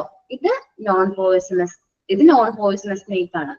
ഏത് ഈ സൈഡിലത്തെ നോൺ പോയിസണസ് സ്നേക്ക് ആണ്. അതൊരു കടിച്ച പോലെ കുറെ പല്ലുകൾ അമർന്ന പാടുണ്ടാവും നോൺ പോയിസണസ് സ്നേക്കിന്. പോയിസണസ് സ്നേക്കിനാണെങ്കിൽ 2 കൂർത്ത ദംശകൾ നമ്മുടെ കയ്യിലുണ്ടാവും. നല്ല 2 കൂർത്ത പാടായിരിക്കും. നോൺ പോയിസണസ് സ്നേക്ക് ആണെങ്കിൽ പെട്ടെന്ന് കുറച്ചും കൂടി നീര് വെക്കും നമ്മുടെ കൈക്ക്. കുറച്ച് നമ്മൾ ആ ഒരു കൈന്റെ ഇമേജിൽ ഒന്ന് ശ്രദ്ധിച്ചാൽ അറിയാൻ പറ്റും, കുറച്ചും കൂടി നീര് വെച്ചിട്ടുണ്ടാവും. പിന്നെ വേണമെങ്കിൽ ചില പോയിസണസ് സ്നേക്കിൽ നീല കളർ, ചെറിയൊരു നീലരാശി. അപ്പൊ ഇത് ശരിക്കും പറഞ്ഞാല് പാമ്പ് കടിയേറ്റ് ആ സമയത്ത് തന്നെ ഉള്ള ഒരു ഇമേജ് പോലെയാണ് കാണുന്നത്. അതുകൊണ്ടാണ് ആ കളർ ചേഞ്ച് അവിടെ കാണാത്തത്. അപ്പൊ ശ്രദ്ധിക്കണം, ഇത് നോൺ പോയിസണസ് സ്നേക്ക് ആണ്. ഒരുപാട് പല്ലുകൾ ഉണ്ടാവും. പോയിസണസ് സ്നേക്ക് ആണ്. കാരണം പോയിസണസ് സ്നേക്കിന് 2 എണ്ണം ഉണ്ടാവും. പിന്നെ ബാക്കിയൊക്കെ ചെറുതാണ്, ലൈറ്റ് ആയിട്ടുള്ള കളറായിരിക്കും. പക്ഷെ 2 പല്ലുകൾ അമർന്നത് നല്ല കറക്റ്റ് ആയിട്ട് എന്ത് ചെയ്തിട്ടുണ്ടാവും, അതിന്റെ അടയാളം നമ്മുടെ കാലുമേണ്ടാവും. ഓക്കെ, കാലുമ എവിടെയാണെന്ന് വെച്ചാൽ കടിക്കുന്ന സമയത്ത്. എന്നെപ്പോ ഈ അടുത്തൊരു പാമ്പ് കടിച്ചു സർ. ആരെയാണ്? എന്നെ സിമീനെ. എന്നിട്ട് ഏത് സ്നേക്ക് ആയിരുന്നത്? അത് സ്നേക്കിനെ കണ്ടു, പക്ഷെ അത് ഏതാന്നുള്ള അറിയുമ്പോഴേക്കും അത് ഓടിപ്പോയി. പക്ഷെ കൊച്ചായിരുന്നു. ഞാൻ ഒരു 6 മണി സമയമുണ്ട് തീ കൂട്ടാനായിട്ട് വർഗവരയിലേക്ക് വന്ന ഒരു ചകിരി എടുത്തത്. അപ്പൊ അതിലിങ്ങനെ ചുരുണ്ട് കൂടിയിരിക്കുന്നുണ്ടായിരുന്നു. എനിക്കിപ്പോ ഇടിച്ചപ്പോ എനിക്കൊരു പഞ്ഞി പോലെ തോന്നി. അതെന്റെ ശരീരത്തൊക്കെ ഊർന്ന് എന്റെ കാൽപ്പത്തിമ കടിച്ചു എന്ന് തന്നെ പറയാ. തൊലി പൊട്ടി 2 പല്ല് താന്നു. ആ വശം ഞാൻ കാലുകൊണ്ട് എറിഞ്ഞ് അതങ്ങനെ തന്നെ ഓടിപ്പോയി. ഞാനപ്പൊ അത്ര വലിയ കാര്യമൊന്നും ആക്കിയില്ല, എനിക്ക് വേദനയൊന്നും നിർത്തില്ല. ഞാൻ അങ്ങനെ തന്നെ പോയി മോന് ജോലിക്ക് പോണപ്പോഴേക്കും 8:30 ഭക്ഷണം പാചകം ചെയ്യേണ്ട. എന്റെ മനസ്സിൽ അതാണ്, പാമ്പ് കടിച്ചതിന്റെ സീരിയസ്നെസ് ഒന്നും എനിക്ക് ആ സമയത്തൊന്നും പോണൊന്നുമില്ല. ഞാനങ്ങനെ അടുപ്പിൽ വന്ന് തീയൊക്കെ വെച്ച് കഴിഞ്ഞ് ഞാൻ അച്ഛനോട് പറഞ്ഞു, അച്ഛൻ്റെ കാലുമ ചെറുതായിട്ട് പാമ്പൊന്ന് കോറി പോലെയുള്ളൂ, താന്നിട്ടൊന്നുമില്ല, 2 വിരലടയാളുണ്ട്. അപ്പൊ പാമ്പ് പോയ സ്ഥലത്തൊക്കെ നോക്കി നമ്മള് പാമ്പിനൊന്നും കണ്ടില്ല. എന്നിട്ട് ഞാൻ നല്ലപോലെ സോപ്പും ഡെറ്റോളൊക്കെ ഇട്ട് കഴുകി തുടച്ചു. അപ്പോഴൊന്നും ഞാൻ കാര്യമാക്കില്ല. ഞാൻ പറഞ്ഞ ഡോക്ടറെ അടുത്ത് പോകണം വെച്ചാൽ അതൊന്നുമില്ല, അന്നെ അച്ഛൻ പാടത്തേക്കൊക്കെ പോയി, ഞങ്ങൾക്ക് നിലണ്ട്, അന്നൊക്കെ എത്രയോ പാമ്പ് കടിച്ചതാ, ഒരു കുഴപ്പമൊന്നുമില്ല എന്ന് പറഞ്ഞു. ഞാനപ്പൊ വലിയ സീരിയസ് ആക്കിയില്ല, ഒരു പേടി എനിക്ക് തോന്നിയൊന്നുമില്ല. അവിടുന്ന് പിന്നെ ഞാൻ ഭക്ഷണമൊക്കെ കഴിച്ചു ഉച്ചയ്ക്ക് കിടന്നുറങ്ങി. ഉച്ച തിരിഞ്ഞപ്പോഴേക്കും കാല് നീര് വന്നു. പിന്നെ എനിക്ക് പറയാൻ പേടിയായി വീട്ടുകാരോട്. ഞാനത് മിണ്ടാണ്ടിരുന്നു. പക്ഷെ വേറെ അപകടമൊന്നും ഉണ്ടായില്ല. അങ്ങനെ ഒരിക്കലും ചെയ്യരുത് കേട്ടാ. അത് മോന് ചിലപ്പോ കടിച്ചത് നോൺ പോയിസണസ് സ്നേക്ക് ആണ്. അതുകൊണ്ടാണ് ഇപ്പൊ മോന് കുഴപ്പമൊന്നുമില്ലാഞ്ഞത്. പോയിസണസ് സ്നേക്ക് ആയിരുന്നെങ്കിൽ നമ്മൾ വിചാരിക്കുന്ന പോലെയല്ല, പെട്ടെന്ന് ആ ഒരു അധികം സ്റ്റെപ്സ് ഒന്നും വെക്കാനേ പറ്റില്ല നമുക്ക്. പെട്ടെന്ന് ഫെയിന്റ് ചെയ്ത് നമ്മള് തലകറങ്ങി വീഴും. നമ്മുടെ ബോഡി ഫുള്ളും ആ പോയിസൺ കയറാനുള്ള ചാൻസ് ഉണ്ട്. സിമിക്കിരിക്കും മുമ്പ് സ്നേക്ക് കടിച്ചിട്ടുണ്ടോ? ഇല്ല, ആദ്യമായിട്ടാണ് കടിച്ചത്. അപ്പൊ എന്തായാലും വിഷമുള്ള പാമ്പ് കടിക്കാന്ന് വെച്ചിട്ടുണ്ടെങ്കിൽ കുറച്ച് സമയത്തിനുള്ളിൽ അതിനുള്ള ലക്ഷണങ്ങൾ എന്തായാലും കാണും എന്നുള്ളത് നമ്മള് പഠിച്ചിട്ടൊക്കെ ഉണ്ടല്ലോ. അപ്പൊ പിന്നെ അപ്പോഴൊന്നും എനിക്കൊരു ഇതുണ്ടായിരുന്നില്ല. ആ കടിച്ച ഭാഗത്ത് ഒരു ചൊറിച്ചലും ചെറിയൊരു ചുവപ്പ് കളറും മാത്രമേ ഉണ്ടായിരുന്നുള്ളൂ. അപ്പൊ തന്നെ ഞാൻ സോപ്പും ഡെറ്റോൾ ഇട്ട് കഴുകി. പിന്നെ അങ്ങനെ ലക്ഷണങ്ങളൊന്നും കാണാണ്ടായപ്പോ പിന്നെ ഞാൻ മൈൻഡ് ചെയ്തില്ല, അത് വിഷമില്ലാത്ത പാമ്പായിരിക്കും എന്നുള്ളത് കരുതി. പിന്നെ വിഷം കാല് ഭയങ്കരമായി നീര് വന്നു. പക്ഷെ ഞാൻ പിന്നെ ഡോക്ടറെ അടുത്തൊന്നും പോയില്ല. പിന്നെ അതങ്ങനെ പോയി. അത് വിഷമുള്ള പാമ്പാണെങ്കിൽ നമുക്ക് അത്രയും നേരം ഒന്നും പിടിച്ചിരിക്കാൻ പറ്റില്ല. ഒരു 1 hour ഇതിനുള്ളില് തീരുമാനമാവും. ഞാൻ പറഞ്ഞുള്ളൂ. ജസ്റ്റ് നമ്മൾ ഈ പോയിസണസ് സ്നേക്കിന്റെ കാര്യത്തിൽ നമ്മൾ അധികം റിസ്ക് എടുക്കരുത്. സിമിനോട് വാണ് ചെയ്യാനുള്ള ഇനി അങ്ങനെ ഒരു പ്രശ്നം വരാണെങ്കിൽ എന്തായാലും ഡോക്ടറുടെ അടുത്ത് പോകണം. നമ്മൾ ഇമ്മീഡിയറ്റ്ലി നമ്മൾ ചെയ്യേണ്ട കാര്യങ്ങൾ ഇപ്പൊ പറഞ്ഞുതരും. എന്താ ചെയ്യേണ്ടതെന്ന് വെച്ചാൽ അതേപോലെ ചെയ്തിട്ട് ഇമ്മീഡിയറ്റ്ലി ഡോക്ടറെ കാണാം. ബ്ലഡ് ടെസ്റ്റ് ചെയ്യുക. ബ്ലഡില് എന്താ കയറിയിട്ട് പോയിസൺ ഉണ്ടോ എന്ന് ചെക്ക് ചെയ്യുക. പോസിന് ഇല്ലെങ്കിൽ നമുക്ക് കുഴപ്പമൊന്നുമില്ല, നമുക്ക് തിരിച്ചു പോകാം. ജസ്റ്റ് ഒരു 10 മിനിറ്റ്സ്, ഒരു ഹാഫ് അവറിന്റെ കാര്യമുള്ളൂ. ഏതാണ് നമ്മുടെ അടുത്തുള്ള ഗവൺമെന്റ് ഹോസ്പിറ്റലിൽ പോയാൽ മതി. ഒരു ബ്ലഡിൽ പോയിട്ടുണ്ടെങ്കിൽ അപ്പൊ തന്നെ ടെസ്റ്റ് ചെയ്ത് അപ്പൊ തന്നെ റിസൾട്ട് വരും. ഈ ഇൻസിഡന്റ് പറഞ്ഞപ്പോൾ എനിക്ക് പറയണം തോന്നി. എന്റെ അനിയത്തിനെ കഴിഞ്ഞ ദിവസം ഞങ്ങളുടെ വീടിന്റെ അടുത്ത് ഭയങ്കര കാടാണ്. അപ്പൊ അനിയത്തി പറഞ്ഞു അവളുടെ കാലിനെയും കൂടി എന്തോ ഇഴഞ്ഞു പോണ പോലെ തോന്നിയെന്ന് പറഞ്ഞു. ഇഴഞ്ഞു പോണ പോലെ തോന്നിയെന്ന് പറഞ്ഞപ്പോ ഞങ്ങൾ വിചാരിച്ചു ഏതെങ്കിലും. പിന്നെ അവിടെ ഈ പാമ്പ് കൂടുതലാണ് ഇൻഡസ്ട്രിയില്. ഞങ്ങളവിടെ മെയിൻ ആയിട്ടുള്ള പാമ്പ് എന്ന് വെച്ചാൽ രക്തനരയാണ്. ഞങ്ങളുടെ ആ ഭാഗത്തൊക്കെ ഉണ്ട്. അപ്പൊ അതുകൊണ്ട് അതായിരിക്കും എന്നൊരു പേടി വന്നപ്പോ ഞങ്ങൾ പറഞ്ഞു മുകളിൽ താഴെ ഒന്ന് കെട്ടിയിട്ട് ഡോക്ടറെ അടുത്ത് പോവാന്ന് പറഞ്ഞു. അപ്പോഴേക്ക് പിന്നെ പേടിച്ചു, നന്നായിട്ട് പേടിച്ചിട്ടാണ്. എന്നിട്ട് ഞങ്ങൾ മുകളിൽ താഴെ കാറൊക്കെ കെട്ടി കൊണ്ടുപോയി, ഹോസ്പിറ്റലിൽ കൊണ്ടുപോയി. പക്ഷെ വേറെ എന്തോ എഴുതിയതായിരുന്നു, വേറെ എന്തോ ഒരു ജീവിയുടെ ബീച്ചാണ്, എന്തോ കടിച്ചിട്ടുണ്ട് എന്നാ, പക്ഷെ പാമ്പല്ല. വേറെ പ്രശ്നമൊന്നും ഇല്ലാന്ന് പറഞ്ഞു പോന്നു. ഞങ്ങളുടെ വേറെ കുഴപ്പമൊന്നും ഉണ്ടായിരുന്നില്ല. കാലുമ്പോ കുറച്ച് ഇതേപോലെ പറഞ്ഞ പോലെ കുറച്ച് നല്ല നീര് വെച്ചിട്ടുണ്ടായിരുന്നു. ചിലപ്പോ അത് പോയിസണസ് സ്നേക്ക് ആവണമെന്നില്ല, നോൺ പോയിസണസ് സ്നേക്ക് ആവാം. അവള് പറഞ്ഞത് എന്തോ ഒരു സാധനം എഴുതി കൊണ്ടുവരണ്ടെന്നാണ്. അത് നോൺ പോയിസണസ് സ്നേക്ക് ആയിരുന്നു. അപ്പൊ ആ പാമ്പായിരുന്നെങ്കിൽ ഭയങ്കര റിസ്ക് ആണ്. ഞാൻ ഈ ചാപ്റ്റർ ഡിസ്കസ് ചെയ്യുമ്പോൾ എന്റെ ലൈഫിൽ വന്നൊരു ഇൻസിഡന്റ് പറയാം, ഈ സ്നേക്കിനെ കുറിച്ചിട്ടുള്ള ഒരു ഇൻസിഡന്റ് പറയാം. അപ്പൊ ഈ ഒരു ഇമേജ് നിങ്ങൾ മറക്കരുത്. ഏതാണ് പോയിസണസ് സ്നേക്ക് ആണോ നോൺ പോയിസണസ് സ്നേക്ക് ആണോ എന്ന് നമ്മൾ ഐഡന്റിഫൈ ചെയ്യണം. കാരണം നോൺ പോയിസണസ് സ്നേക്ക് ആണെങ്കിൽ നമുക്ക് പെട്ടെന്ന് വേണ്ട എമർജൻസി ആയിട്ട് എടുക്കേണ്ട പ്രിക്കോഷൻസ് എടുക്കേണ്ട.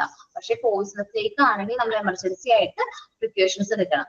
ജസ്റ്റ് ഞാൻ കാര്യം പറയാം. നമ്മളിപ്പോ ഇവിടെയാണ് പാമ്പ് കൊത്തണമെങ്കിൽ, ഇവിടെയാണ് നമ്മുടെ കാലും ഇവിടെ പാമ്പ് കൊത്തി, ഇവിടെ പാമ്പ് കൊത്തിയിട്ടുണ്ടെങ്കിൽ മുകളിലോട്ട് പോകുന്ന ആ ഒരു ഏരിയ, നമ്മുടെ ബ്ലഡ് മുകളിലോട്ട് പമ്പാവൂല, അതിന് മുകളിലായിട്ടും താഴെയായിട്ടും നന്നായിട്ട് ടൈറ്റ് ആയിട്ട് എന്ത് ചെയ്യുക, നല്ല രീതിയിൽ നമ്മൾ ബാൻഡേജ് എന്ത് ചെയ്യുക, ടൈറ്റ് ആയിട്ട് ആ ബാൻഡേജ് ചെയ്യുക, നല്ല രീതിയിൽ മുറുക്കി കെട്ടിവെക്കുക. കാരണം പോയിസണസ് ബ്ലഡ് നമ്മുടെ ബോഡിയിലേക്ക് പമ്പ് ചെയ്യാതിരിക്കാൻ. ദെൻ നമ്മൾ പെട്ടെന്ന് തന്നെ ആ പേഷ്യന്റിന് ഉറങ്ങാൻ സമ്മതിക്കരുത്. പേഷ്യന്റ് അൺകോൺഷ്യസ് ആയി കഴിഞ്ഞാൽ നമ്മുടെ ട്രീറ്റ്മെന്റിനോട് പ്രതികരിക്കില്ല. സോ നമ്മൾ ആ പേഷ്യന്റിനെ കൊണ്ട് എത്രയും പെട്ടെന്ന് നമുക്ക് ഹോസ്പിറ്റലിൽ എത്തിക്കാൻ പറ്റുമോ അത്രയും പെട്ടെന്ന് നമ്മൾ ഹോസ്പിറ്റലിലേക്ക് എത്തിക്കാം. ഈ കോൺഷ്യസ് ആയിരിക്കാൻ വേണ്ടിയിട്ട് നമ്മൾ ജസ്റ്റ് കവളിൽ ഇങ്ങനെ ടാപ്പ് ചെയ്താൽ മതി, ഇങ്ങനെ അടിച്ചാൽ മതി. കാരണം നമ്മുടെ മുഖത്ത് അടി വീഴുമ്പോൾ ഒട്ടും നമ്മൾ ഉറങ്ങൂല, നമ്മൾ അൺകോൺഷ്യസ് ആവില്ല, എപ്പോഴും ഇങ്ങനെ ഓർമ്മയിലേക്ക് തന്നെ കോൺഷ്യസിലേക്ക് തന്നെ വരും. സോ അങ്ങനെ പോയിസണസ് സ്നേക്ക് ആണ്, പേഷ്യന്റ് അൺകോൺഷ്യസ് ആവുകയാണെന്ന് നമുക്ക് തോന്നിക്കഴിഞ്ഞാൽ ജസ്റ്റ് നമ്മൾ കവളത്ത് നല്ല രീതിയിൽ എന്ത് ചെയ്യുക, നല്ല രീതിയിൽ അടിച്ചു കൊടുക്കാം. ദേഷ്യം ഒന്നും അല്ല, അതൊന്നും വിഷമൊന്നും വിചാരിക്കരുത്. കാരണം അത് കോൺഷ്യസ് ആയിരുന്നാൽ മാത്രമേ ട്രീറ്റ്മെന്റിനോട് പ്രതികരിക്കുള്ളൂ. അതിന് വേണ്ടിയിട്ടാണ് കേട്ടോ. സോ ഇമ്മീഡിയറ്റ്ലി നമ്മൾ പോയിസണസ് ഇതിന് ആന്റിവെനം ഉള്ള ഹോസ്പിറ്റലിലേക്ക് എത്തിക്കാൻ നോക്കാം. അപ്പൊ നമ്മുടെ പരിസരത്ത് ആടാ മാം, എൻ്റെ വീട്ടിൻ്റെ അടുത്ത് ഇതേപോലെ ഒരു ഇൻസിഡൻറ്റ്, എൻ്റെ തൊട്ട വീടിൻ്റെ അടുത്ത് തന്നെയാണ്.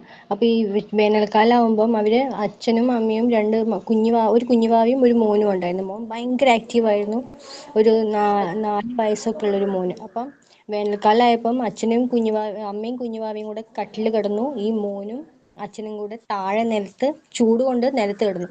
ചൂട് ഭയങ്കരമായിട്ടപ്പോൾ ഇവർ ജനലൊക്കെ തുറന്നു വെച്ചിട്ട് ജനലിൻ്റെ സൈഡിൽ പായ വെച്ച് കിടന്നു. അപ്പൊ ഈ മോനെ രാത്രി ഒരു പാമ്പ് വന്ന് കടിച്ചു. അത് ചുണ്ടിന്റെ ഭാഗത്താണ് കടിച്ചത്. അപ്പൊ അവിടെ കടിച്ചുകൊണ്ട് എവിടെയും കെട്ടിയിടാനുള്ള ഒരു ഓപ്ഷൻ ഉണ്ടായിരുന്നില്ല. പക്ഷെ കുറച്ച് കഴിഞ്ഞപ്പോഴത്തേക്കും മോന്റെ കളറെല്ലാം മാറി നീല കളറായി. അവനെ എടുത്തിട്ട് ആദ്യം നമുക്ക് വയനാട്ടില് വിംസ് ഹോസ്പിറ്റലുണ്ട്, പക്ഷെ അവിടെ ചെന്നപ്പോൾ അവർ പറഞ്ഞു വേണ്ട, മെഡിക്കൽ കോളേജിലേക്ക് കൊണ്ടുപോക്കണം പറഞ്ഞു. അങ്ങനെ അവനെടുത്ത് മെഡിക്കൽ കോളേജിൽ കൊണ്ടുപോയി. അവന്റെ തലച്ചോറിലൊക്കെ ഫുള്ള് ബ്ലഡ്, അതെല്ലാം ഫ്ലോട്ടിംഗ് ഒക്കെ ഏകദേശം ഈ പോയിസൺ എഫക്ട് ചെയ്തു. അവൻ മരിച്ചു ജീവിച്ചു എന്നുള്ളൊരു അവസ്ഥയിലായിരുന്നു. ഒട്ടും ഒരു രക്ഷയില്ല. എല്ലാരും പറഞ്ഞു ഈ കുട്ടീനെ നോക്കണ്ട, തീർന്നു എന്ന്. പക്ഷെ എന്തോ ഒരു ഭാഗ്യം കൊണ്ട് അവന് വലിയ കുഴപ്പം ഉണ്ടായിട്ടില്ല. ഇപ്പൊ അവൻ ഏകദേശം നോർമലായി. സംഭവം നടന്നിട്ട് 1 വർഷമായി. പക്ഷെ എങ്കിൽ അവൻ ഭയങ്കര ആക്റ്റീവായിരുന്നു പണ്ട്. എന്തെങ്കിലും നമ്മളൊരു കാര്യം ചോദിച്ചാൽ അതിന് 100 ആൻസർ തിരിച്ചു തരുമായിരുന്നു തന്നെ. ഇപ്പൊ അവൻ അങ്ങനെ സംസാരിക്കില്ല. അവനെന്തോ ഈ അടി കിട്ടിയ പോലെ എന്തെങ്കിലും ചോദിച്ചാൽ കുറച്ചു നേരം ആലോചിച്ചിട്ടൊക്കെയാണ് അവനിങ്ങനെ റിപ്ലൈ തരിക. ഇപ്പൊ അവൻ 1 വർഷത്തിനടുക്ക് അവൻ റിക്കവറി ആയി വരുന്നേ ഉള്ളൂ ആ ഒരു ഇൻസിഡന്റിൽ നിന്ന്.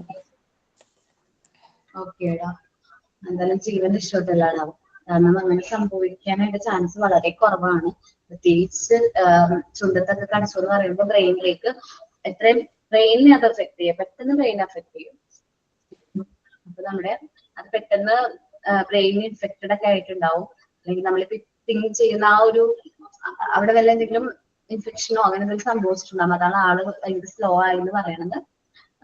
രക്ഷപ്പെട്ടല്ലോ, ജീവൻ രക്ഷപ്പെട്ടല്ലോ, അതല്ല ബാക്കി. എന്ന് വിചാരിക്കും. കാരണം നമ്മളിങ്ങനെ ചൂട് കൂടുന്ന സമയത്ത് ഇവിടെയൊക്കെ ഓപ്പൺ ചെയ്തിട്ട് എല്ലാം നമുക്ക് സുഖമായിട്ട് കിടക്കാം, കാറ്റൊക്കെ അടിക്കുമല്ലോ. പക്ഷെ എന്തൊക്കെയായാലും കുട്ടികളൊക്കെ എങ്ങനെ സെക്യൂർ ആക്കിയിട്ട് ജനലിലൊക്കെ കുറെ നെറ്റൊക്കെ ഇട്ട് എങ്ങനെയായാലും നമ്മൾ മാക്സിമം എല്ലാം കവർ ചെയ്തിട്ട് വേണം ഇടാൻ. പ്രത്യേകിച്ച് കുഞ്ഞുമക്കൾ നമ്മൾ രാത്രി അറിയും കൂടിയില്ല കടിക്കുന്നൊന്നും. നിങ്ങളോട് ഞാൻ പറഞ്ഞിട്ടുണ്ടായിരുന്നു എന്താണ് നമ്മുടെ മലയേറിയ പരത്തുന്ന കൊതുകുകൾ രാത്രിയാണ് മൊസ്കിറ്റോസ് ഫീറ്റ് ചെയ്യുന്നത് ഞാൻ പറഞ്ഞില്ലേ. അപ്പൊ തന്നെ ഞാൻ പറഞ്ഞിട്ടുണ്ടായിരുന്നല്ലോ ജനലിനൊക്കെ നെറ്റ് വേണമെന്നത് പറഞ്ഞത് നിങ്ങളുടെ ബാച്ചിലായിരുന്നോ? രാത്രി കാലങ്ങളിൽ മാക്സിമം ഈ പാമ്പുകൾ നമുക്കറിയാം. രാത്രി ചൂട് കാലത്ത് നമുക്ക് ചൂടാണ്, ഓൾറെഡി അവർക്കും നല്ല ചൂടാണ്. അപ്പൊ പുറത്ത് വന്ന് വിശ്രമിക്കാനൊക്കെ ഉണ്ടാവും. അപ്പൊ നമ്മൾ ജനലൊക്കെ നല്ല രീതിയിൽ തുറന്നിടണമെന്ന് നിർബന്ധമാണെങ്കിൽ നമ്മൾ എന്ത് ചെയ്യാൻ, മൊസ്കിറ്റോ നെറ്റ് ഇപ്പൊ ഓൺലൈനൊക്കെ ആണെങ്കിൽ നിസ്സാര പൈസയുള്ളൂ. അത് ഓർഡർ ചെയ്ത് സേഫ് ആക്കാൻ നോക്കാം, മാക്സിമം സേഫ് ആക്കാനായിട്ട് നമ്മൾ ശ്രമിക്കാം. അതേപോലെ നമ്മൾ വീടിന് ചുറ്റുമൊക്കെ നല്ല രീതിയിൽ ലൈറ്റും കാര്യങ്ങളൊക്കെ ഇടാം. കാരണം എവിടെയെങ്കിലും പുറത്തേക്ക് ഇറങ്ങുകയാണെങ്കിൽ രാത്രി ആണെങ്കിൽ നമ്മൾ കാണില്ല. സോ അതുകൊണ്ട് നമ്മൾ മാക്സിമം ലൈറ്റ് ഒക്കെ ഇടാം. അപ്പൊ നമുക്കും കാണാൻ പറ്റും. അയച്ചങ്ങൾ ആ വഴി എവിടെയെങ്കിലും പൊക്കോട്ടെ. നമ്മള് അവരെ ഉപദ്രവിക്കണമെന്നൊന്നും ഇല്ല, പക്ഷെ നമ്മളെ തിരിച്ച് ഉപദ്രവിക്കാണ്ടിരിക്കാനായിട്ട് മാക്സിമം സ്റ്റെപ്സ് നമ്മൾ എടുക്കാം. ഓക്കെ, അപ്പോ ക്ലാസ്സിന്റെ ടൈം കഴിയാറായിട്ടുണ്ട്. അപ്പോ സ്നേക്ക് മീറ്റിംഗ് നെക്സ്റ്റ് ക്ലാസ്സിൽ കൂടുതലായിട്ട് ഡിസ്കസ് ചെയ്യും. കാരണം ഒരുപാട് കാര്യങ്ങൾ പറയേണ്ട ഒരു ഫസ്റ്റ് എയ്ഡ് ആണ് സ്നേക്ക് മീറ്റിംഗ് എന്ന് പറയുന്നത്. സോ ബാക്കി നെക്സ്റ്റ് ക്ലാസ്സിൽ നമുക്ക് ഡിസ്കസ് ചെയ്യാം. അപ്പോ ഇന്ന് സൈൻ ഔട്ട് ആരാ പറയുന്നേ? ഞാനാണ് മാം, Anita. Anita പറഞ്ഞോടാ. Hello ma'am, hello everyone. Today I am representing Anita in front of you to give a sign out for this class. Also, I am taking this opportunity to thank Aparna ma'am for this wonderful class and today's thought, prayer, sign-in, all of them done very well. Good job, guys. I think all of you understood about which ma'am taught about this class. Today we started new unit 5 first aid. I think all of you are commonly known about first aid. First aid is given on the spot when the accident occurs. Also we covered the portions first aid kit, duties of the first aid unit and incidents to give first aid. Also we have to remember next class we have to bring the first aid box. Ma'am given one activity.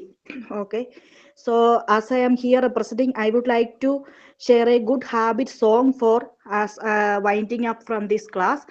So this you can learn and you can teach when you are going to do a job. So I would like to sing. If you want something, what will you say? What will you say? You will say it please, you will say it please. That's what you say, that's what you say. If you get something, what will you say? What will you say? You will say it thank you, you will say it thank you. That's what you say, that's what you say. If you had something, what will you say? What will you say? You will say it sorry, you will say it sorry. That's what you say, that's what you say. Thank you ma'am, thank you everyone. We'll see you on next class. Thank you. Thank you ma'am. Thank you ma'am. Thank you ma'am. Thank you ma'am. Thank you ma'am.